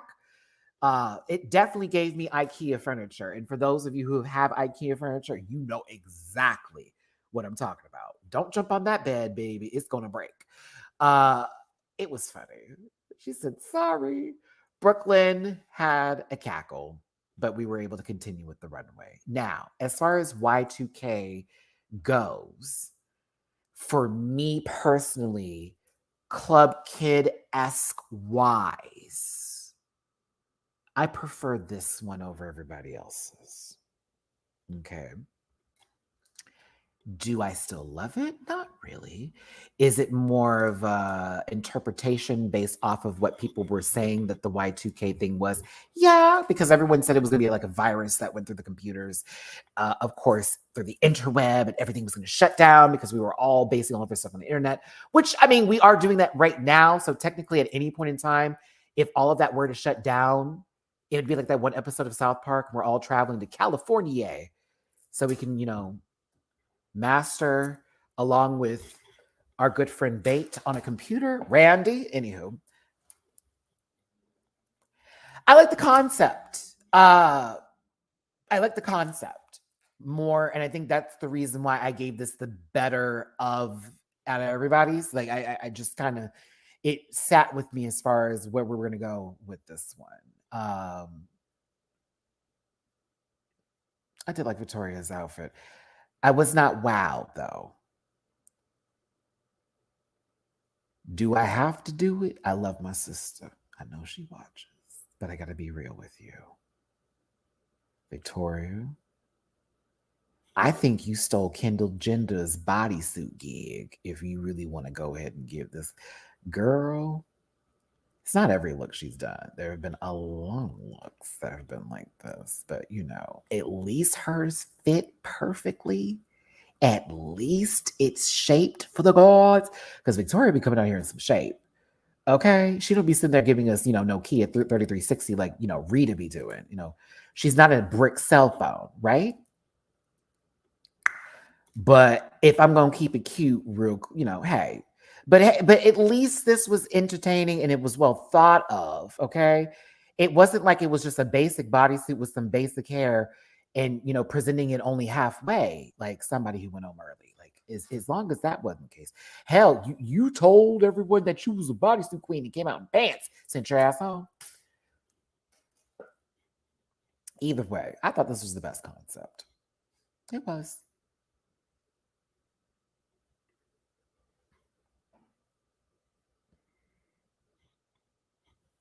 Trav, you say Kia Sorrento. You said Rita gives Kia Sorrento. I'm going to say Honda Element.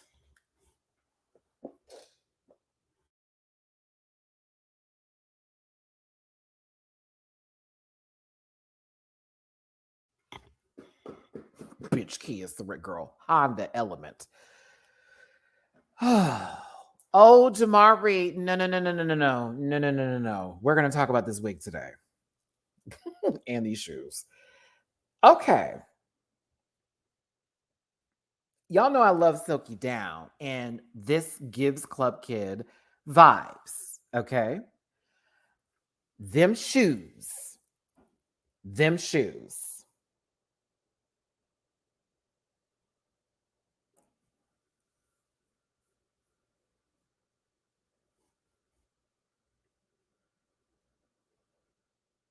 I hate those shoes. I hate them. This wig. The problem is, and why I like what Silky was thinking about this look, but not in the execution behind it, comes from the fact that that shoe made an appearance before the rest of your outfit did. One, two, your wig is lifting so high, butterfly in the sky. Silky's wig is in the air now. Your kitchen was on fire. The fire department didn't come and save it in time. Half the apartments were burned down because you left something on the stove, sister. Like her back kitchen was up, and I love her. I love Silky Down, but every time we turn underneath it all, it kept and I was like, oh my God. Oh my God. So I'm doing her a service by not showing the screenshots I could have shown that I might show Sunday to verify and prove my point. She's had really good weeks. Let's not negate that. Just like everybody else up there. So, not everybody else. Some people have had mediocre mid weeks and their challenges were great. She's had really good runway weeks. She's also had some that I've been like, shoes. This one in particular, I just was not a fan of. I got to call it for what it was and for what it is. That wig was running. Them shoes were falling. It was an A. Marie album. Can I give you my trust? I'm falling. No.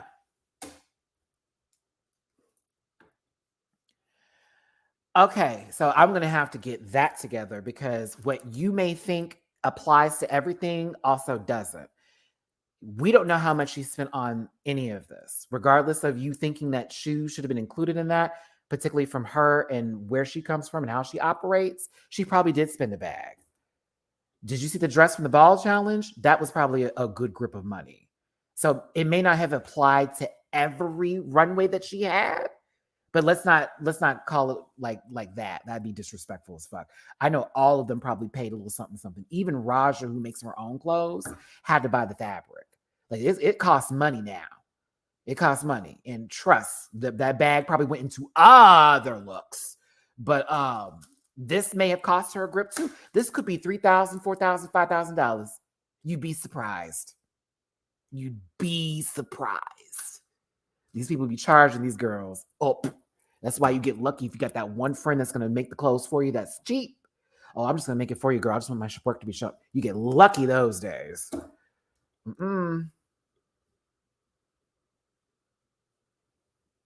Yeah, that first dress, all that fabric, super, that was expensive. That was someone's wall put on a dress. Do you hear me? Not an accent wall either, girl. I'm talking about the room. That motherfucker had to be expensive. I know that bitch was expensive. I know it was. And some people don't buy shoes. I need to buy some more shoes. Okay. See, I can't read. I'm over here talking about them fix-a-flats that she's wearing right now. Meanwhile, my shoes be here till the wheels fall off.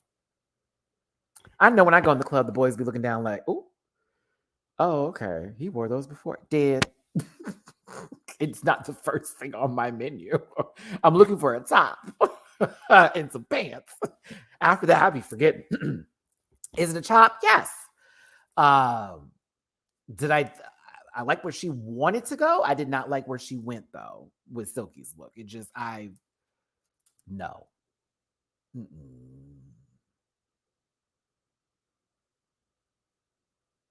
She said, I got the mouth because I like to talk a lot, right? And then the eye, and I was like,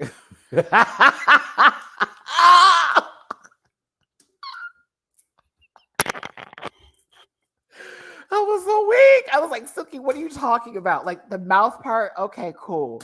The eye, okay, what's this explanation? You're just making up shit. just saying whatever you want to say. I was like, and not a bit of it made any sense. Mm-mm. Mm-mm. Raja O'Hara is next.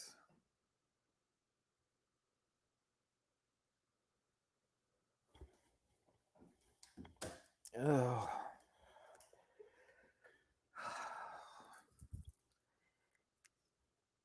Joe said it. I agree with it. I'm on the same level. It was a fit issue for me. One, two, it was not the category. I do like where she was going in terms of what she wanted to do with this look, because I can see if there had been just a little bit more tapering going on, if there was a little bit more time of the construction on the bodice part of it, oh honey, it would have gave.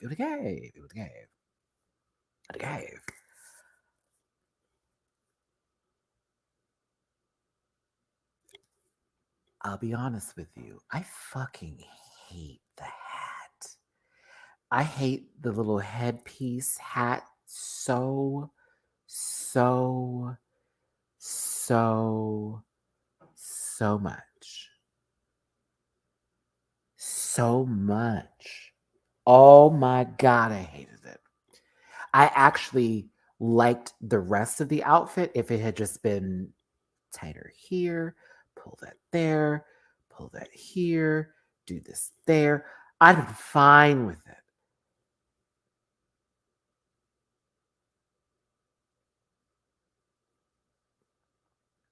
At the end of the day, when we get Y2k / Club Kid, I knew this would be, here comes a left to interpretation runway. Again, you gave low-key two very separate briefs. Okay. Like, yes, you could put them together and that'd be amazing. But like, have we not learned?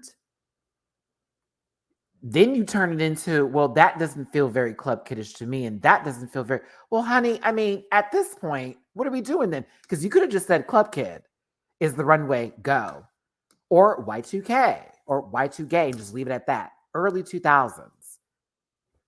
That would have been fucking fun. Oh. I know exactly what I would have dressed up like.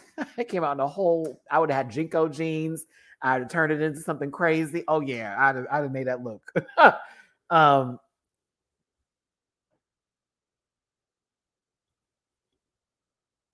some of us can take this as moments of falling from somebody because of them doing so well in a previous season.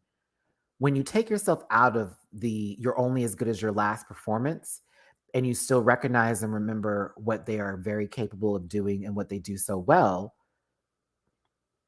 you don't lose that respect for them, nor do you hold this over their head like that because they're not doing what you expected them to do. I am disappointed in this look. I'm not disappointed in her. I'm disappointed in Silky's look. I'm not disappointed in her. Vanity the same. Rita, well, that's another brick. Victoria, all of the above. I'm not disappointed in them to where this I'm going to hold so high above their head. I'm going to say that this category was strange. Why? When they showed or gave an idea of what the looks were going to be, who didn't stop them?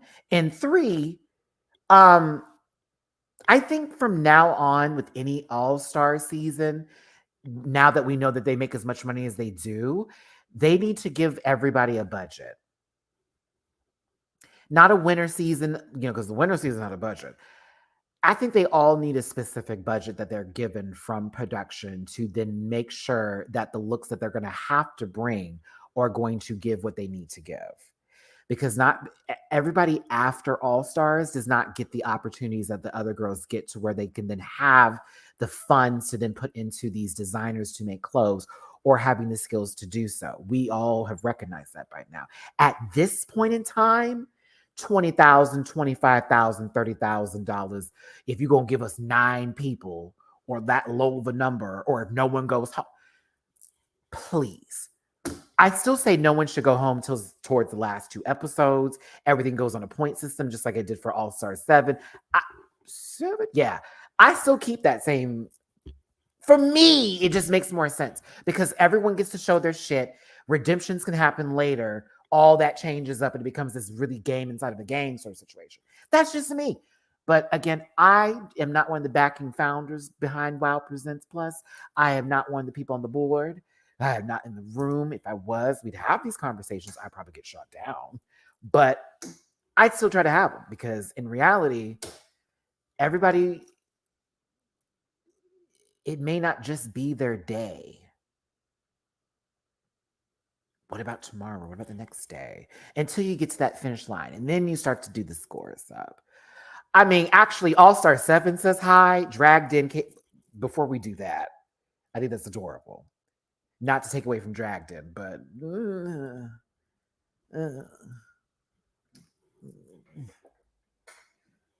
Dragged in, All Star 7, all of the above.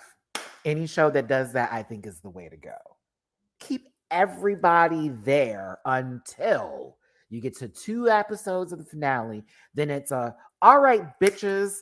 Now it's time to clean house. Only 4 of you will make it to this finale. Just like they did with that. And then the next one, whoop. I'm still pissed off that they didn't. But then let's think about this. If Dragula Titans didn't have anyone going home, we would have to have dealt with Abora, Astrid, and Hoso in that same situation for the entire time. You have every right to not agree with me. Every right to. It doesn't sit with me though, Jeffrey. It doesn't take away from my point. I think I actually have a really good point here, whether you agree with me or not. Don't care. But I respect you not agreeing with me because you want to see somebody go home, cry, waste money, fine with you. Maybe me putting it that way wasn't okay, but that's literally what happens.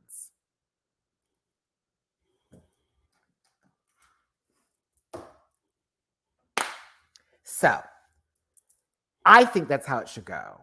It's not going that way. I can still watch the show. That's fine. Send some bitches home. Cool. But when it comes to all-star seasons, I'm like, no one needs to go. They need to have at least 8 to 10 episodes. Eliminations happen towards the final 2. That way, at least everyone, we get to see their drag. At least everyone has a chance to win something. Unless you're, a certain somebody that's safe throughout the entire competition. It's like, okay, bye. But, something, a mini challenge, something. I feel like everybody should leave with something. And not do they still do the statues? Wait, are they still, did they stop doing that? I'm trying to remember this now. What season did they start giving everyone statues? Was that 9 or 10? When RuPaul was like, here you go. Here's a statue. We're going to just sit here and just do this with it. I was like, what the fuck? Yeah, I'm not talking about, I'm not talking about a regular season. I'm talking about like All Stars when it's time for them to come back. And it's like, okay, you get a second chance to show your shit again. That's the one where I'm like, give them money because we're going to be expecting something. And then it'll all be about taste level afterwards. Because if they went with that money and bought something ugly, that's their problem.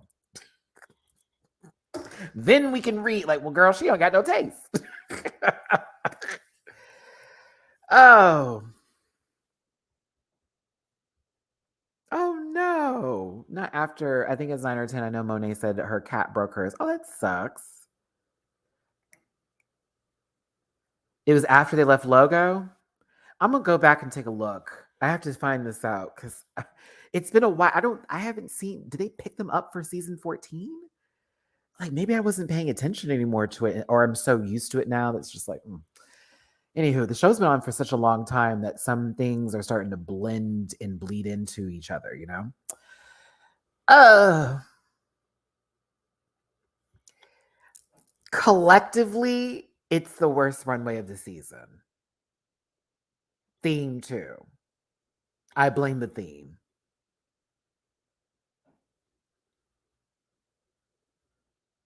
Yep, I blame the theme. God, God, God, this is awful.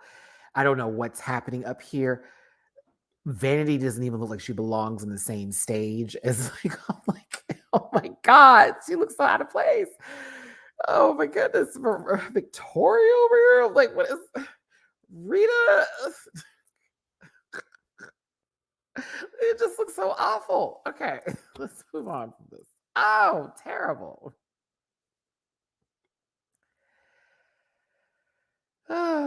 Okay, let's move on. Ooh, the winners. Top two is Rita Baga, Victoria Scone, because they actually didn't do bad for the acting challenge. Pretty decent. We can move through this scene here because Vanity is feeling down and Silky. Okay, remember how we was talking about this wig earlier in the episode? Remember how we were talking about this wig earlier in the episode? Okay. It looks like Silky's wig looks like if she was working at a call center job and didn't have time to put her fingers in her wig. So she took her pin and just gave a nice scratch in the back and forgot to pull it down. And she had to take a call, and her manager walked by and was like, oh shit. But she was a cool manager. So she just helped her tuck it right back in and put that bobby pin right back in place. Very much.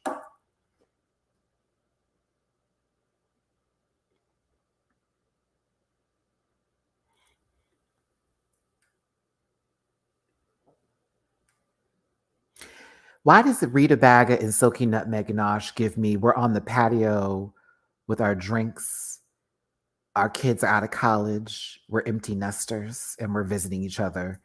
But the movie was made in like the 1990s with Sally Field, so racism still.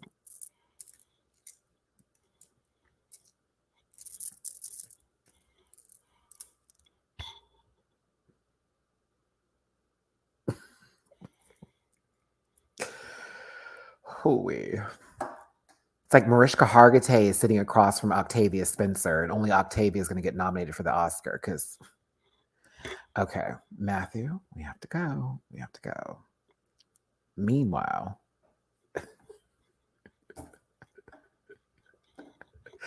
Vanny, Milan, and Victoria look like they're about to battle in Pokemon Stadium. Like Vanny looks like Pikachu with church robes on.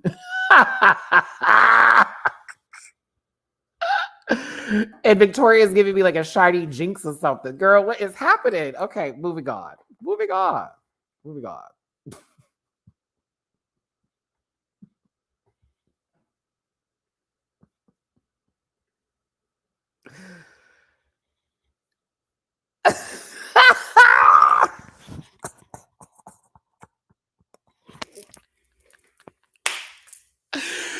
Oh God, this picture is terrible. What was I thinking, Raja? I was just trying to showcase that you were talking to yourself, but it looks like Muppet's organs have been placed on top of your head.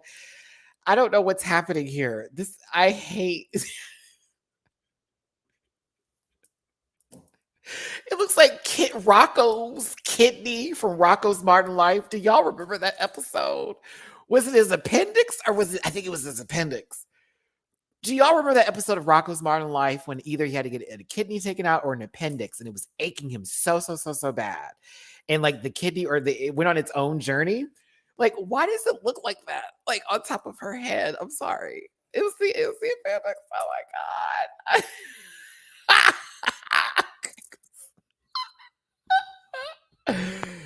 Oh my goodness. I love Russia. It was funny. Beach. Oh, we made the top 4. I know that's right. Beach. You know what we talking about? Beach. I said, come on, Oak Cliff.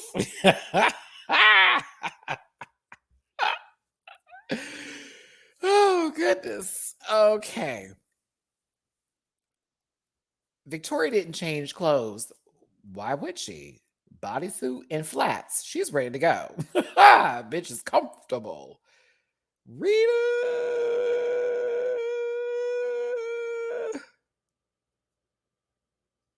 Rita looks like she has 4 daughters.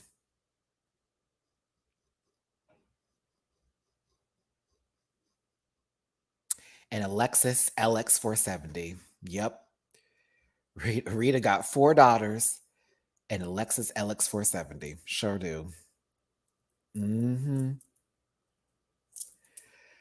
Woo. All her girls play soccer. Okay, listen.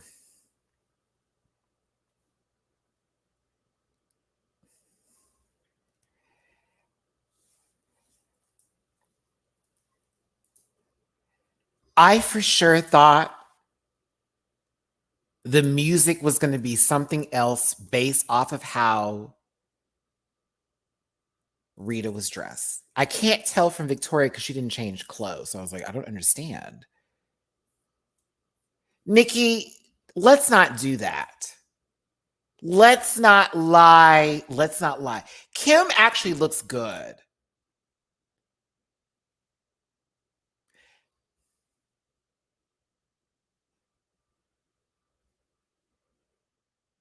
Yep, keeping it. Okay.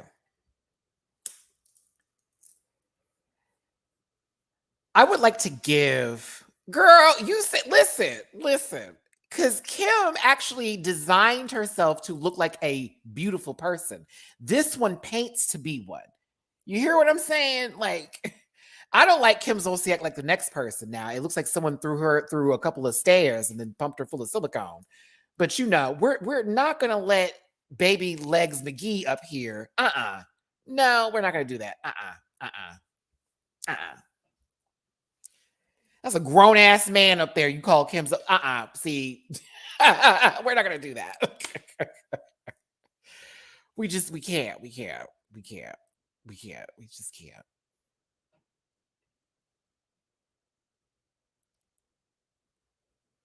Why do they choose this? Okay.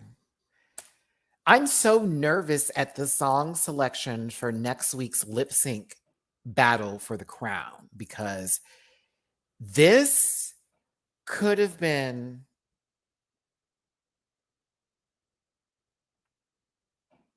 Oh God, this was bad. Okay, here we go. This is a good song. Remember when this came out, bitch, for the girls that were in the club? Ooh, we used to cut up to this one. Cut up. That beat is nasty. That beat's woo. That I can be a freak. I can be a gal. I can be a freak. I can tip, turn, kick, boom. I can be a da da da da. Da. Oh yeah, bitch. I would have been cut a bit. I would be cut up to this one. I'm so mad that it got the treatment that it did. Now, I love you, Victoria. Cool with you, Rita. Yeah, I'm going to have to. Disclaimer, this program is for entertainment purposes only and content is not intended to malign any religion, race, company, individual, or wigs. Everything else that goes along with that, you can read yourselves, but this is all for fun, shits and giggles. Don't take me too seriously. Over 200 of you in this live. Thanks so much for being here. Hit that like button, share, and subscribe. Become part of this Rant Pack family. If you want to drop a tip in my jar, it's available down there. Let's go.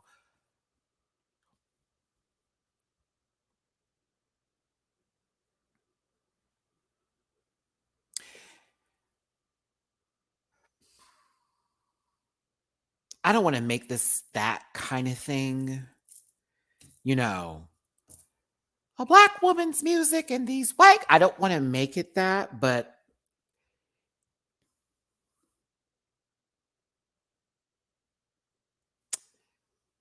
you can't serve everybody gumbo. You can't give everyone boudin. You cannot expect someone to understand Cajun flavors and seasoning. Listen, the song is up tempo. The song deserves like a boom cat. It does not deserve what we saw with Rita Baga being lost in black translation with her moves I've seen other girls do. Meanwhile, Victoria over here is trying to figure out if she's going to be Jim Carrey in The Mask or Jim Carrey in Ace Ventura or Jim Carrey in Living Color as the bodybuilder. Bitch, here we go. Better yet, Victoria Scone, were you lawn furniture? Because you was on the floor, sister. I was so confused. Why were you on the ground so much? Did you break something? Were you tired? Were you out of breath? Were the knees not kneeing for you? I was confused.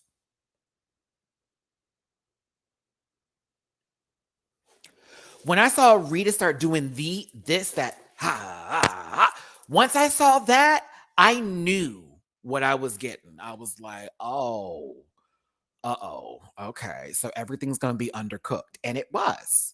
It was. Bitch. Like she just married Kevin and had a son named Daquan. Girl, what is going on here?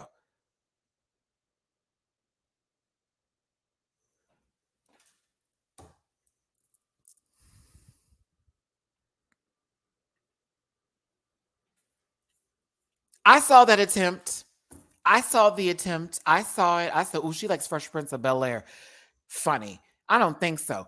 Let me tell y'all something right now. I'm gonna give you a little heads up on how Matty is with lip syncs and just seeing girls perform live. If I see your knees get to this knock kneedness here, if I see them suckers cock and turn in like they're about to collide on the freeway with ongoing traffic, I know you're not gonna give me what I want.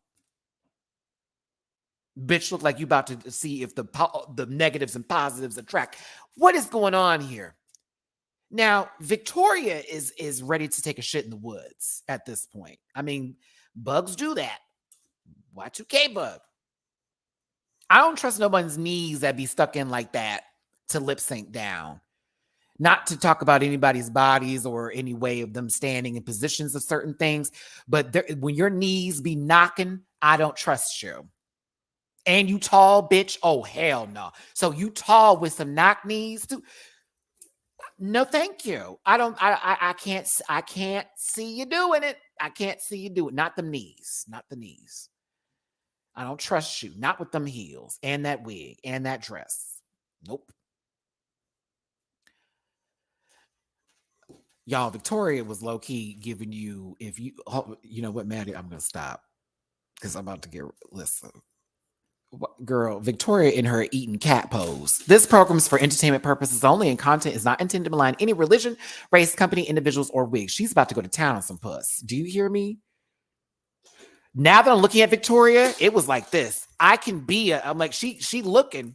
There we go. I can be yeah. Yeah. Tell me I'm messing that up. No, let me tell you something right now. Victoria is about to go to town. Turn around. Let me get the booty too. Very that. Telling you that. It also lets me know that Victoria's got really good knees too, bitch. Because look at that. Look at this. Whoop. She is sitting in it. I'm telling you, baby's going to sit right in her lap. She's going to have them teeth right in the face, go, and just be done with it. Okay, Victoria, I know you be, when Silky called you a stud, and I sat over there and cackled a bit because I was like, she do give me stud energy. Like, real talk, whoever she's going to be with. And we saw her girlfriend. Wasn't she cute? Y'all remember because they showed Victoria's girlfriend. So adorable. I saw how tiny she was. I said, oh yes. She like I said she like to now. I don't know how long y'all be having sex like that. It's none of my business. None of ours either. But based off of this performance, it's not for a long time. She be getting quiet. She be getting tired. Now, Rita started to do this shit here, the big, this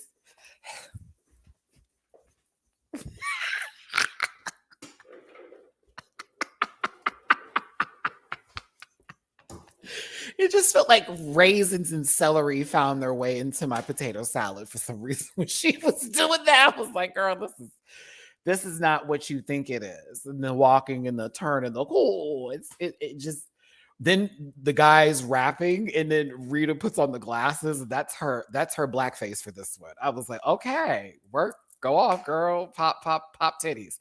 This is where we lost Victoria. Let me find out, Victoria, that you low-key pulled a muscle while you were trying to do some breakdance moves here, sister, because I don't think that the neck was supporting the rest of whatever was happening. Rita did the chorus, and that was it. Like, she did the chorus. That's it. She didn't do any of the actual words. It was, I can be a freak every day, and that's it. That's it. And she did a lot of head turning. Look, Victoria was stretching.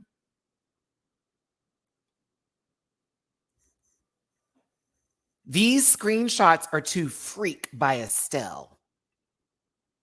Look, there it go. There it go. Is this how you do it? Is this how you do it?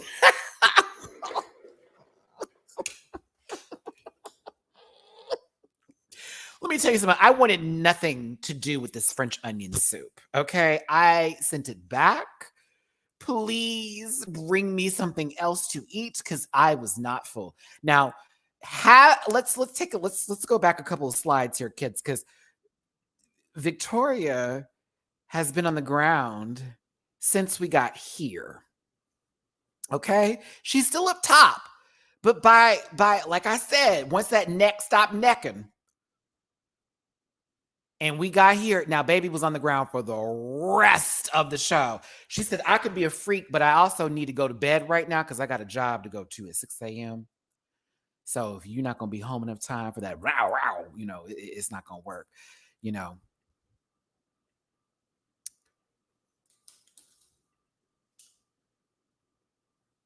Still on the ground. I said Rita had time to go to the back of the stage. Victoria back there getting pegged. Okay, bitch. She said, little baby, you can be behind me tonight. I just want to feel it go in real quick. Oh,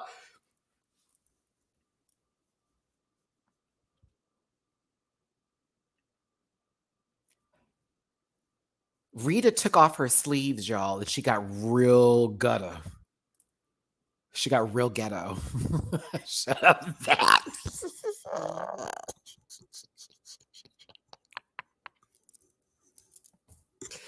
She took off those sleeves. She said, what?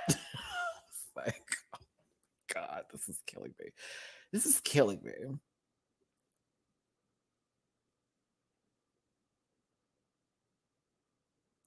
I'm just laying here on my own. I'm on the floor, yeah. I can't get up. My neck hurts. Oh my God. I love you, Victoria, but bitch, you were on the floor. Like, you just stayed there. like, I can't. I'm talking about, I'm on the floor, yeah. Oh. I said Victoria was catching her breath. Meanwhile,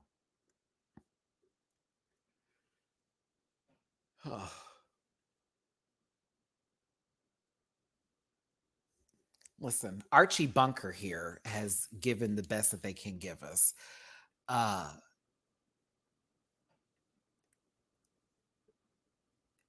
Victoria decides to give us a little thrust action because baby woke her up at night wanting some scone.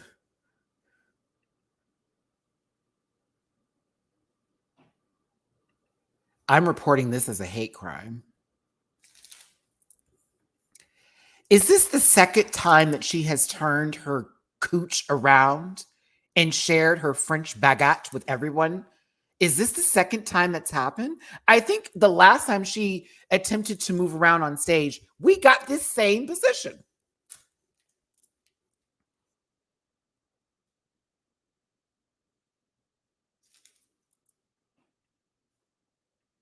Disclaimer, this program's for entertainment purposes only and content is not intended to malign any religion, race, company, individual, readers, or wigs.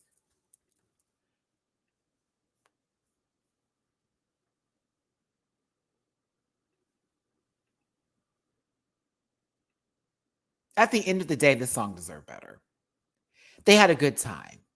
Victoria got a lot of sleep hours in. I want to see what your health band looks like from your Apple Watch, sister. How many hours did you sleep? Did you wake up? Did you fart in your sleep? I don't know. Rita, well, Rita.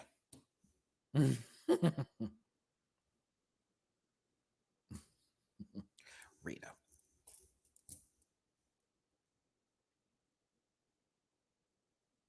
I'm sick of this. What? Why do you need to go to Brad Goreski to confirm who won or is going home? What about that face, Brooklyn, tells you, they may have the right decision from me? Stop that. This is the dumbest shit. I hate that. We all agree. You didn't speak. Like, shut up. I hate it so much. Don't even be.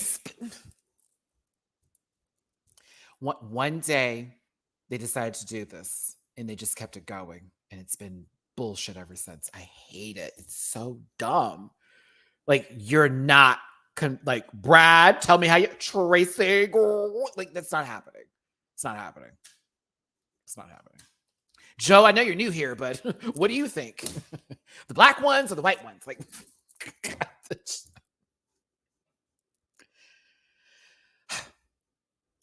Rita Baga wins the lip sync, so that way it'd be more of an even spread going into the finale. Ooh, you can be mad now. Now you can choose to be mad for me for that one, but I'm gonna be real with you. Rita won that one because she was still on her feet for more than half the performance. Victoria, I don't know why you were trying to clean the ground. That's Eureka's job. And in reality, it just makes more sense and it makes it seem like it's a better, even playing field to have two people who have 2 wins, but 1 win in the lip sync go against someone like Silky, who also has 2 wins and 1 lip sync, to Raja, who has 1 win and no lip syncs into this finale.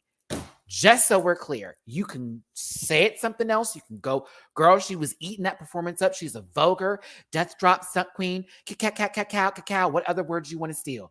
All of that. All of it. But let's be very clear. It was done to make it more even of a playing field for a finale. I'm okay with that. I still would have gave it to Rita. Only because Victoria was on that ground for a good goddamn minute. And I would have said that. And I wish they would say these. That drives me so much. Don't just say who's the winner. This is me.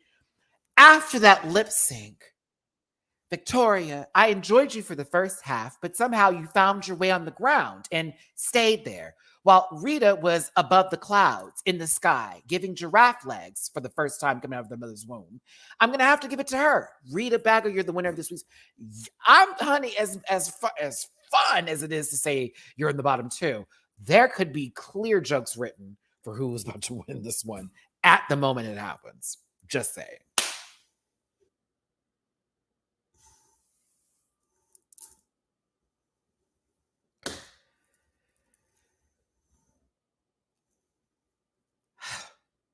Just tell them what they did that was so good.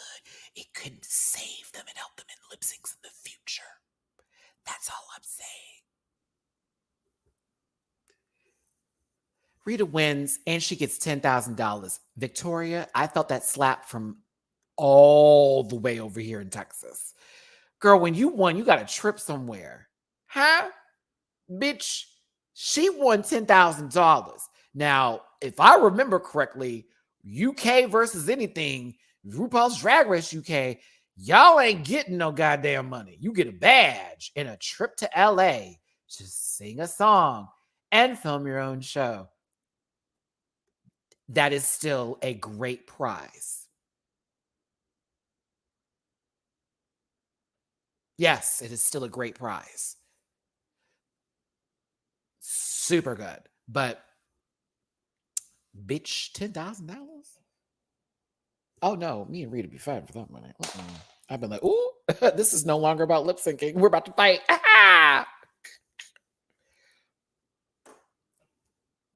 Smashly B. What's the point of the competition if they keep having a person from the host country win? Because they're clearly propping Rita up for a win. I mean, well, based off of what Isis was telling us at Roscoe's,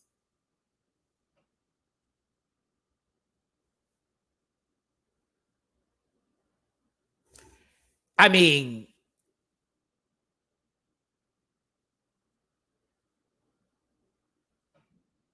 you want to talk about UK versus the world, or you want to keep it here, Smashly?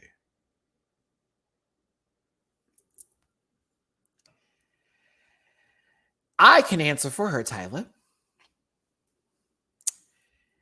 It's more than just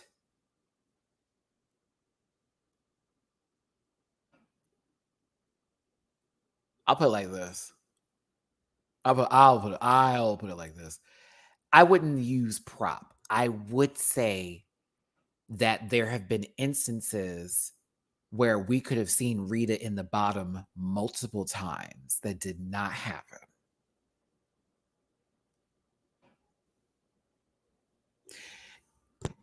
We can agree to disagree on that, but a lot of us feel that Rita should have been in the bottom a few more times compared to other people. And there were moments where she was not judged as evenly as others. For example, for example, no, because we're referring to host countries and nobody is representing their host country that's still there except for Rita. So that's why we're still on Rita. So let's keep it there. For example, Rita did not get any critiques about her character in Snatch Game, but was simply made safe. Whereas Silky, who literally was playing herself as Lizzo, had to have a conversation about it.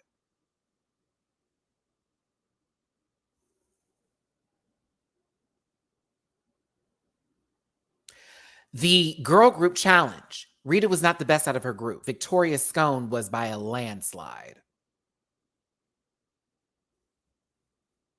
That can be subjective. That also could be based off of opinion, right? You could feel differently just like everybody else does. You know what I'm saying? But just like with UK versus the world, in certain instances with a particular queen, not one that won per se, but one that somehow found their way all the way to the challenges that would actually serve them to then be able to do something. You see what we're saying? It's like, hold on now. She was boot, boot, boot all those weeks, but we're only talking to this girl. We're only talking to that girl. We're only talking to this girl. Like it turned in those kind of moments where you're like, okay. So I won't say prop. What I will say is that I do think production in their mind wants to make it clear that the team that's the host country is the biggest of all threats versus people that come there from other countries. And so what ends up happening is we're like watching a show where you just have guests from international spots come there to lose to someone who is on their actual like another all-stars. Also, I'll go further. Think of the Challenge MTV. And you know how they have the rookies versus the vets, okay? And they always get the rookies out first, right? And they can say that strategy, and that's them putting the team up for that. That's this, that, and the other. Let it be very clear. Production has a very big, heavy hand in storylines with certain people going home at specific times because they know how it's going to work the fandom over. Somehow one of the big dogs out early. And then all of a sudden, all these other girls got to go, It's not going to go anywhere. And this season didn't do that at all. Maybe for you, it didn't do that at all. I will say one thing about this season, though, and this is where it needs to come to a point where y'all have to understand something, that Versus the World isn't its own franchise. It's actually just it's its own subset. Okay, it's not even All Stars. It's Versus the World, right? So it goes off of whatever the show is from. Drag Race UK, RuPaul's Drag Race UK versus the world. So all that stuff with UK over there applies to that. Same thing goes with Canada. Canada versus the world. The only thing I can agree with on you, Damari, and anybody else that has this feeling about the situation is 6 episodes. What do I learn about these people in 6 episodes? What happened? They showed up again, and like that's the only thing I can't get into, that I get frustrated with the Versus the World. It's like, we're here for such a short time. Like, no one really has a chance to have a redemption arc unless it's already happening from the beginning of the episode, the beginning of the season. Better yet, maybe by episode 2 and up, you can get your redemptions in. But boom. Babette, tell them.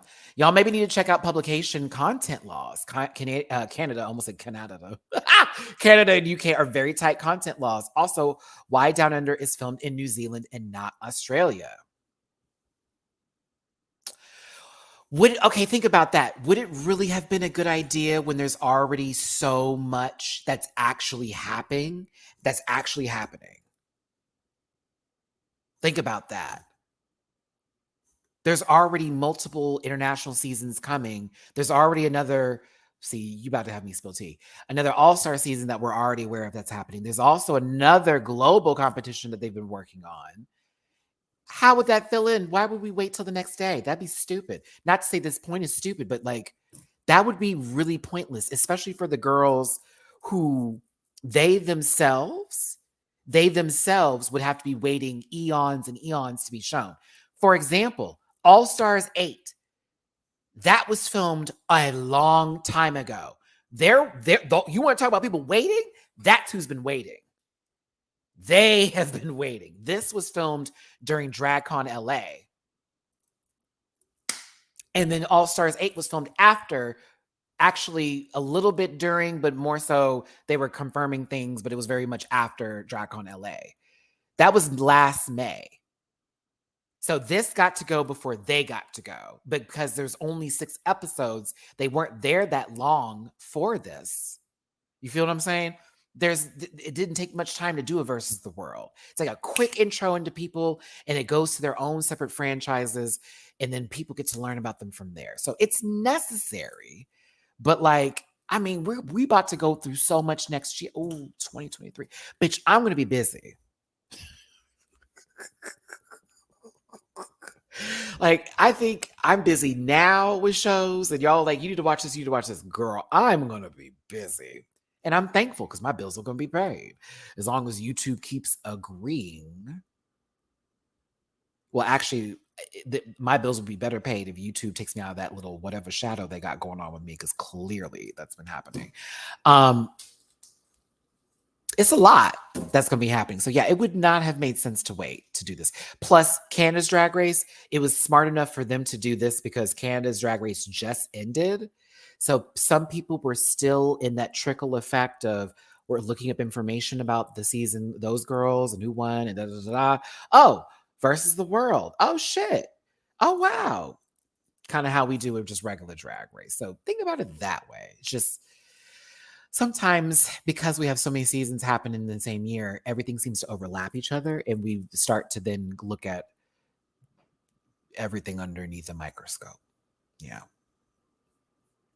Yeesh. So Rita wins.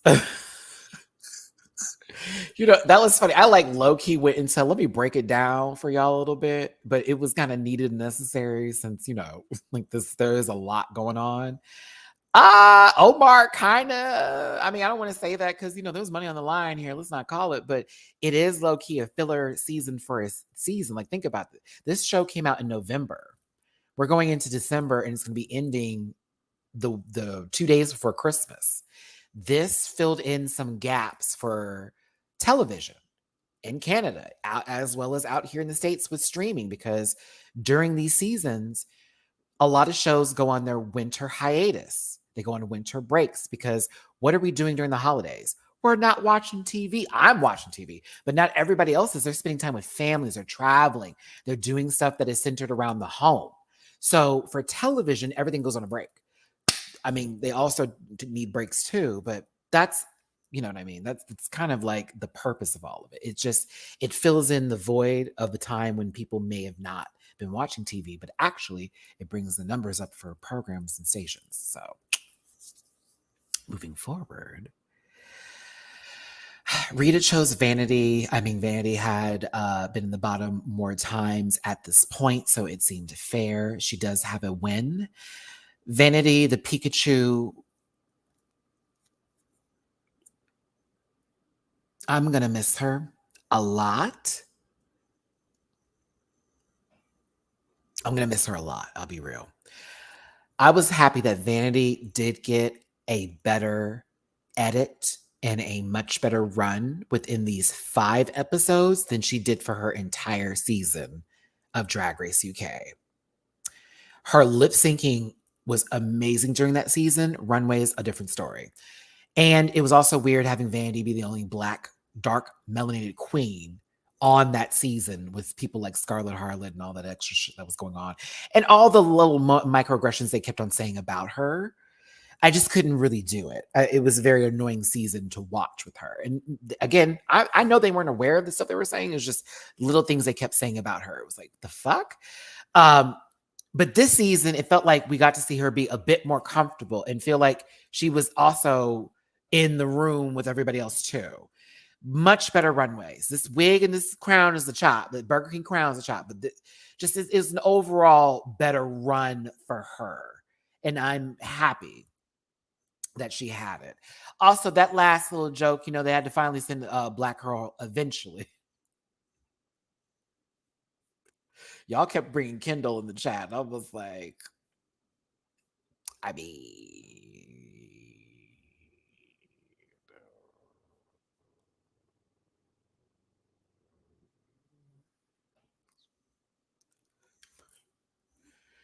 Kendall is like the Rashida Jones of Drag Race.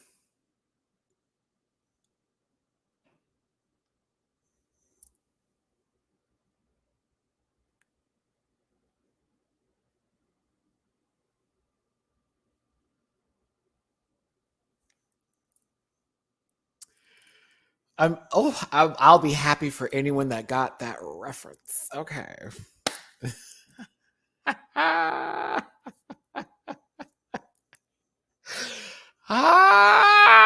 I am ridiculous sometimes. Okay. I like her too, but you know what I'm talking about, Nidra. People forget that Quincy Jones is Rashida's father because of how Rashida looks. And the fact that she never mentions her race unless someone asks her about her daddy. That's why that joke was made.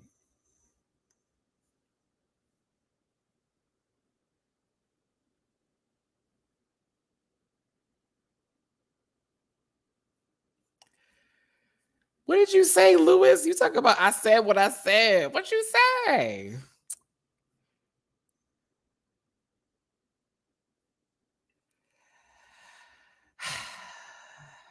No, it's not. It'll be a little while before that happens. I'm going to be real with you. I think Rue's going to get to 20 seasons of a regular Drag Race and then call it quits. I think she's going to end it on the big 2-0. That's my perspective because in reality, her contract that contract was done many seasons ago when other girls were saying, well, Matty, you need to hurry up and apply to this one because it's the last season. You need to do it because it's the last season. It's the last one. It's the last. They've been saying that. They've been saying that. She's going to get to 20. She's going to get to 20. I feel RuPaul, the Scorpio she is, wants to have an even number to end it on. Yeah. And it also is a big fuck you to like her time as a talk show host. Remember when not the one on Fox, but the one on VH1 too. And now that it's moved to MTV,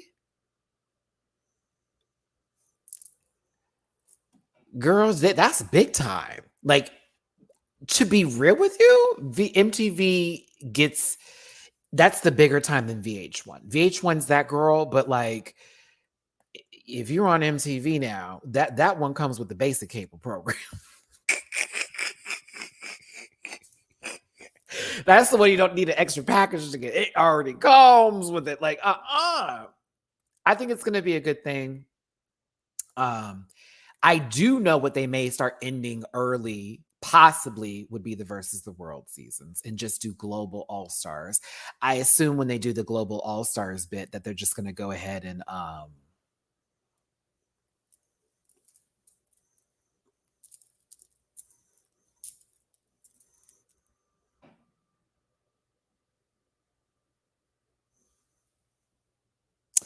move it all over to global. I don't know why it took me so long to get there. Because that's going to be on Paramount Plus. And I did notice that if y'all read, and I'm assuming that this is what World of Wonder is going to do, is that if it's available in your region area, that it'll be on Paramount Plus. If you don't have Paramount Plus in your region or area, then it'll be on Wow Presents Plus specifically. But we'll see. I was told there is a season 2 coming of Queen of the Universe. That was earlier this year, confirmed. And you know that's her idol. Okay, it's possible, but no. Vanity Milan is out the competition. We will miss her. Make sure to support Vanity Milan and everything and anything that she does. Send her nothing but love, warmth, health, and wealth. Vanity, if I ever get a chance to meet you, darling, I'm tipping you down when you perform, sister. Hope to get a hug or whatever at DragCon if you was over there. I did not see you at this last DragCon because you was low-key here. But yeah. Love you, Van. All right, y'all. Top 4 is Silky Nutmeg Ganache, Raja D. O'Hara, representing the United States. Representing Britain, the UK, is Victoria Scone. And representing Canada is Rita Baga.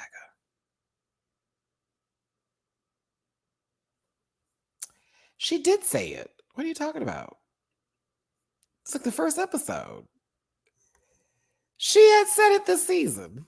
Because she definitely said, I go back and watch. She definitely said it this season. Because someone even mentioned it. And it may have been when they were sitting in the back talking about stuff. And I forgot if it was Raja that was talking to her. No, she said it this season. She said it. I'm concerned for the songs next week. I'm concerned for the songs next week. I thought Estella's from the UK, and normally they play Canadian artist music. Am I wrong? I could have swore. They only play Canadian artist music for their lip syncing. Isn't Estelle from the UK?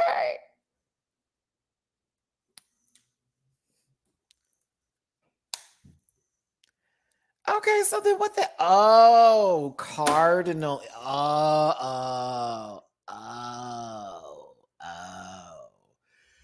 Okay. I was like, wait, when they stop doing that? So, who do I think is going to win?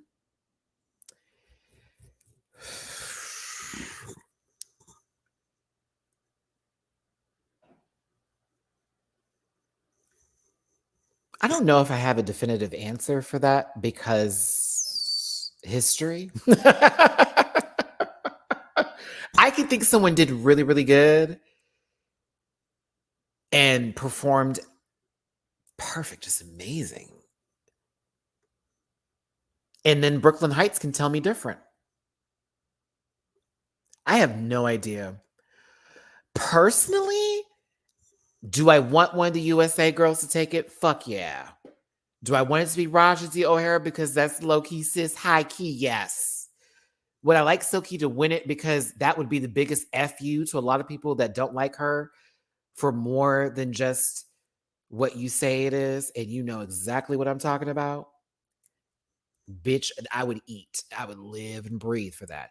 Victoria winning would be amazing because it'd be like the first woman who born as a woman to win a Drag Race franchise. 1, 2. Victoria's had a really great redemption arc, especially after, hurting herself on her season and us not getting that full experience that we could have gotten. I also would like to see Victoria compete against a bunch of the UK girls again. Cause like this is Victoria in a international, element, an international atmosphere or space, I should say. And I would like to see her back in the wheelhouse across the pond with girls from the UK again, to see her also compete just that way. I mean, it wouldn't be no money, but like just my opinions on that. Cause I'm like, we didn't get to see her actually perform in her home territory. We got 2 episodes. Well, 1.5. So yeah, 3 out of 4.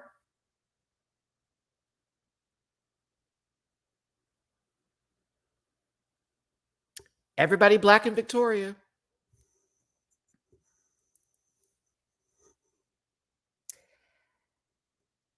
High key.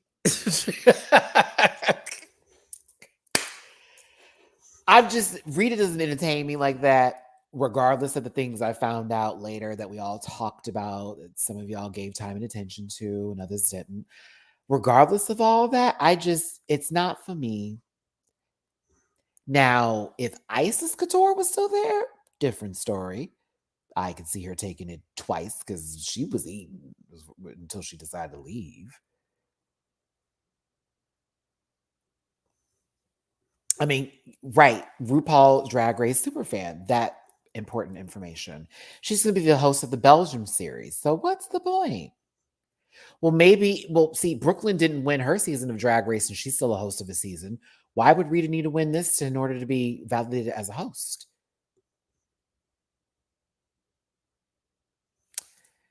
So, yeah. I feel the redemption arc falls more in line with Silky, Raja, and Victoria than it does with the other one. Just saying.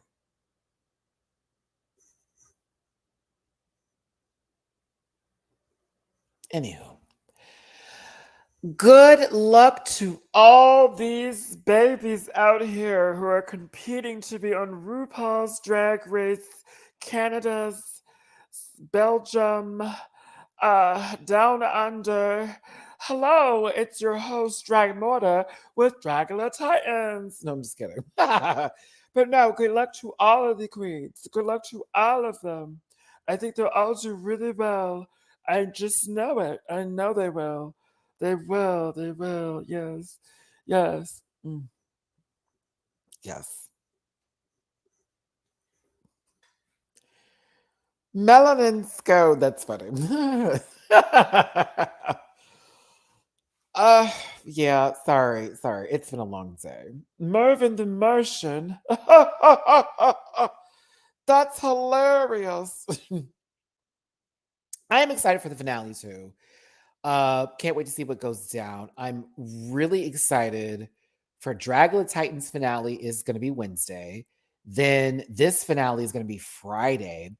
And like shortly, 2 weeks after that? 2 weeks after that, we get season 15, bitch. And high key, the in between time when I don't have any drag race reviews to post is when you're more than likely going to get all my DragCon LA content. So that will be like definitely the break. It'll be like multiple videos posted that week. So excited for Dragula Titans. I'd be bullshitting if I said I wanted Victoria and Hosta to win. I want Coco to win. I want Coco to win. I want Coco to win. I don't care. I want Coco to win. I want Coco to win. I want Coco to win. I want Coco to win. Pesky Jackson, you are late. Sorry. It's one of my longest reviews. It's like 2 hours and 2.5 hours, but it's whatever, It's what else. I want Coco to win. I really want Coco to win. I can see why Hosta would win, and I can see why Victoria would win, but I want Coco to win. I just want Coco to win. With this one, I already gave my critiques on that.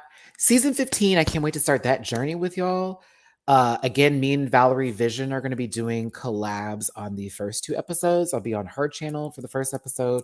I'm still doing a review on my channel, but I'm going to also do a review on hers. And then vice versa, the same thing with the second episode too.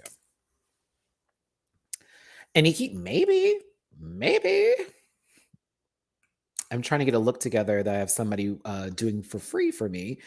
And I'm just trying to make sure that, nothing happens in between where someone gets mad at me and all of a sudden it turns into some really fucked up situation. And they're telling me about it to rub my face in it. So, yeah. I am simply just waiting on correspondence with this friend of mine from Atlanta who's working on something lovely for me. And then I have another friend out here in Houston who is trying to open their own wig business, who's going to do some styling looks for me that I like a lot. And we've talked the last couple of days over ideas for how I want my hair to be and what my main look and goal is. So very that. But yes, I'm excited. We'll see. I'm taking my time with this. A lot on my plate right now. Very much, to be very honest with you, the seasonal depression is real. It's real. I want to be able to give everybody 110% of me. I have not been able to. I've had that come back on me in ways with passive aggressive statements being used on me.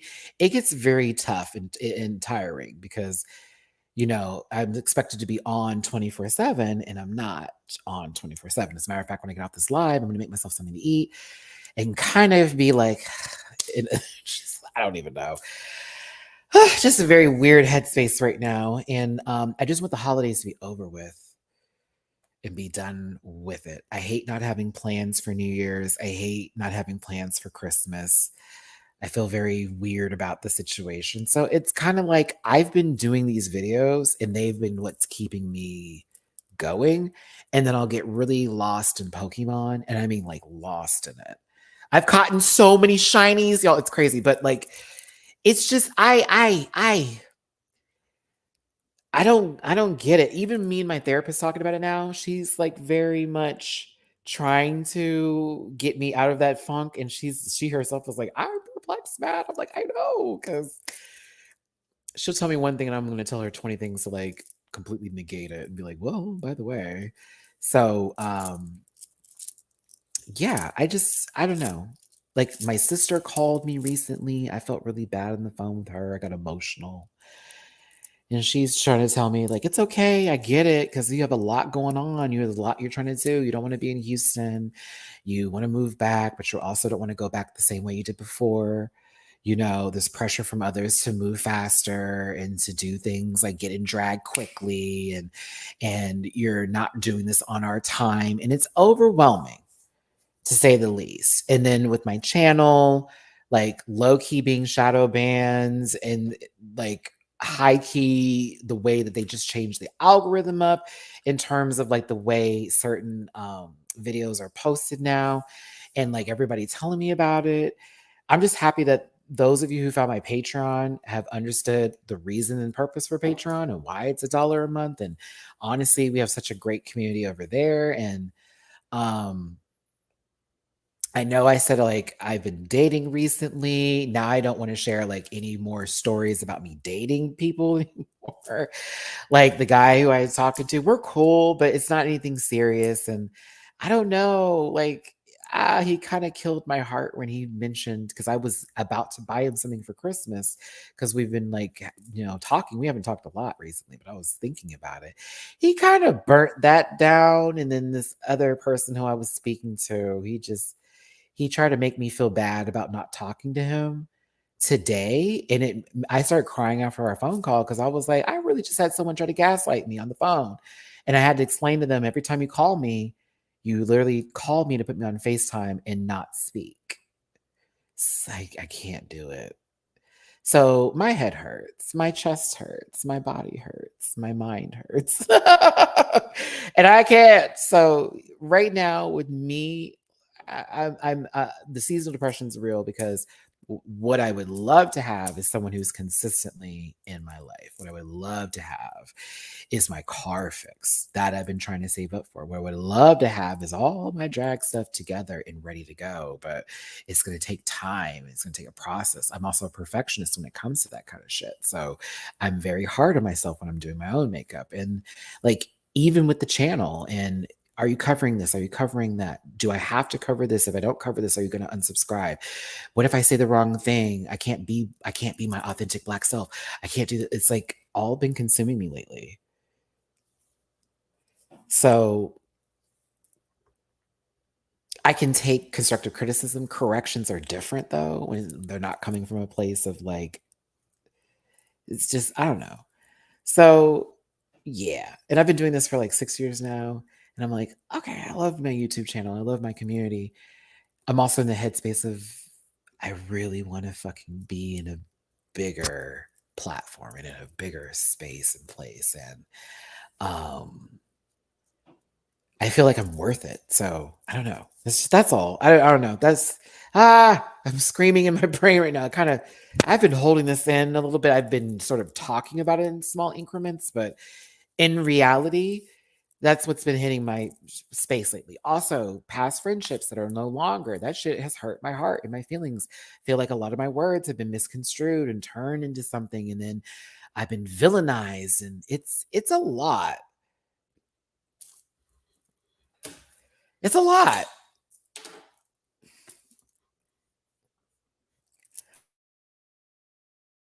I feel like people on my panel are being used against me in certain situations where they'll say something about another person almost to hurt me in a way. And it gets very annoying. So I'm just woosawing. I'm trying, and I'm like, okay. And then when I saw what recently happened to Twitch, I could understand and feel massive amount of empathy for that, because everyone's like, oh, he was doing so fine. And then that happened, but I'm like, it just, some days, man, I'd be like, whew, God, like, okay, we got the apartment, check. We got the, we got like your bills are paid, check. Have you had a vacation? No. Did you get the cat? Not yet. Have you finished your drag feels? Not fully there. Do you want a gaming channel but don't have the money for it? Yes. All the above. It just, that's all. That's all. That's it. It's just, I want to do so much, and everybody knows I can do it because I can. I don't have the finances or the resources to. So it just puts me in that predicament. And as someone who, has been on this earth for a while, I feel like, and it's the truth, it's like, I feel like I should be a lot further along in my life than I am. And I feel like I've been a disappointment to myself about it. So I'm trying to get out of that headspace because I've done a lot. I've done a lot. Like, let's not lie to myself right now. Just sometimes I feel like I'm compared to others, and that comparison kind of puts me in a headspace of feeling like I'm not doing anything. So that's all. Or when people like, you should be doing this, you should be. Oh yeah, can you imagine? It's like, I can, because I do, because I want. I don't know. This is a lot, but take all that out of there. Take it all out. Blah! Blah! All those nasty negative feelings. I unfortunately grew up like 10 siblings, including myself. So everything was about comparison and competition, and it's starting to hit me. I know, and I need to get out of that. You know what I'm saying? I need to get out of it, but I feel like there should be more.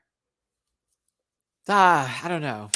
I don't know. Sometimes when I see others with opportunities that get them, I have to remind myself that that person worked hard for it just like me, and not that I deserve that, because that kind of mentality will keep you away from blessings, and it also will fuck up like who you are as a person. So when I see those moments, I'm celebrating them. And then in the back of my mind, I'm like, I mean, I love they got that too, but bitch, where was my phone call? You know, and that's all it turns into. Like, oh, they gotta call me out. So I just smile and wave and try to be nice, and I don't want to be accused of anything and this, that, and the other, but it is what it is. I will eventually get over this hurdle, as I have done with all the hurdles in my life, as someone who used to run hurdles. I'll get over it. Just a little, if y'all checking in with Matty, like, what are you feeling? Just that. I'm on autopilot a little bit. Thank God for Drag Race. Thank God for y'all. Thank God for TV and just anything to do with entertainment. Because me personally, that's how I feel right now. All right. Thank you for the love at work, to stopping by, sending love. Thank you, baby. I appreciate it. But yeah, I'll see you tomorrow. I'll see you tomorrow for the panel. And then, of course, we have the finales for Dragula Titans and Canada versus the World coming up. And then I will be spending my Christmas with all of you who are not doing anything for that holiday. We're going to be home alone. It's a Sunday. It's all of that. All of that. We'll have a Christmas together. We'll have fun. But yes, take care, everyone. Drop a tip in my jar if you feel like it. Hit the thumbs up button. That's muy importante for this channel. I appreciate everyone who sat and listened to me talk about myself. Ooh, Drag Race, blah, blah, blah. I appreciate it. Take care. All my love to you. Bye-bye. Thank you for the super chat. I will see y'all tomorrow for the panel. Oh, and I'll see you also on Scotty by Nature's channel for Boys Night Out, which is happening at 6:15 Pacific, 8:15 Central, 9:15 Eastern tonight on Scotty by Nature's channel. I'll see you over there. All right, talk to you later. Bye. Listen. Yeah.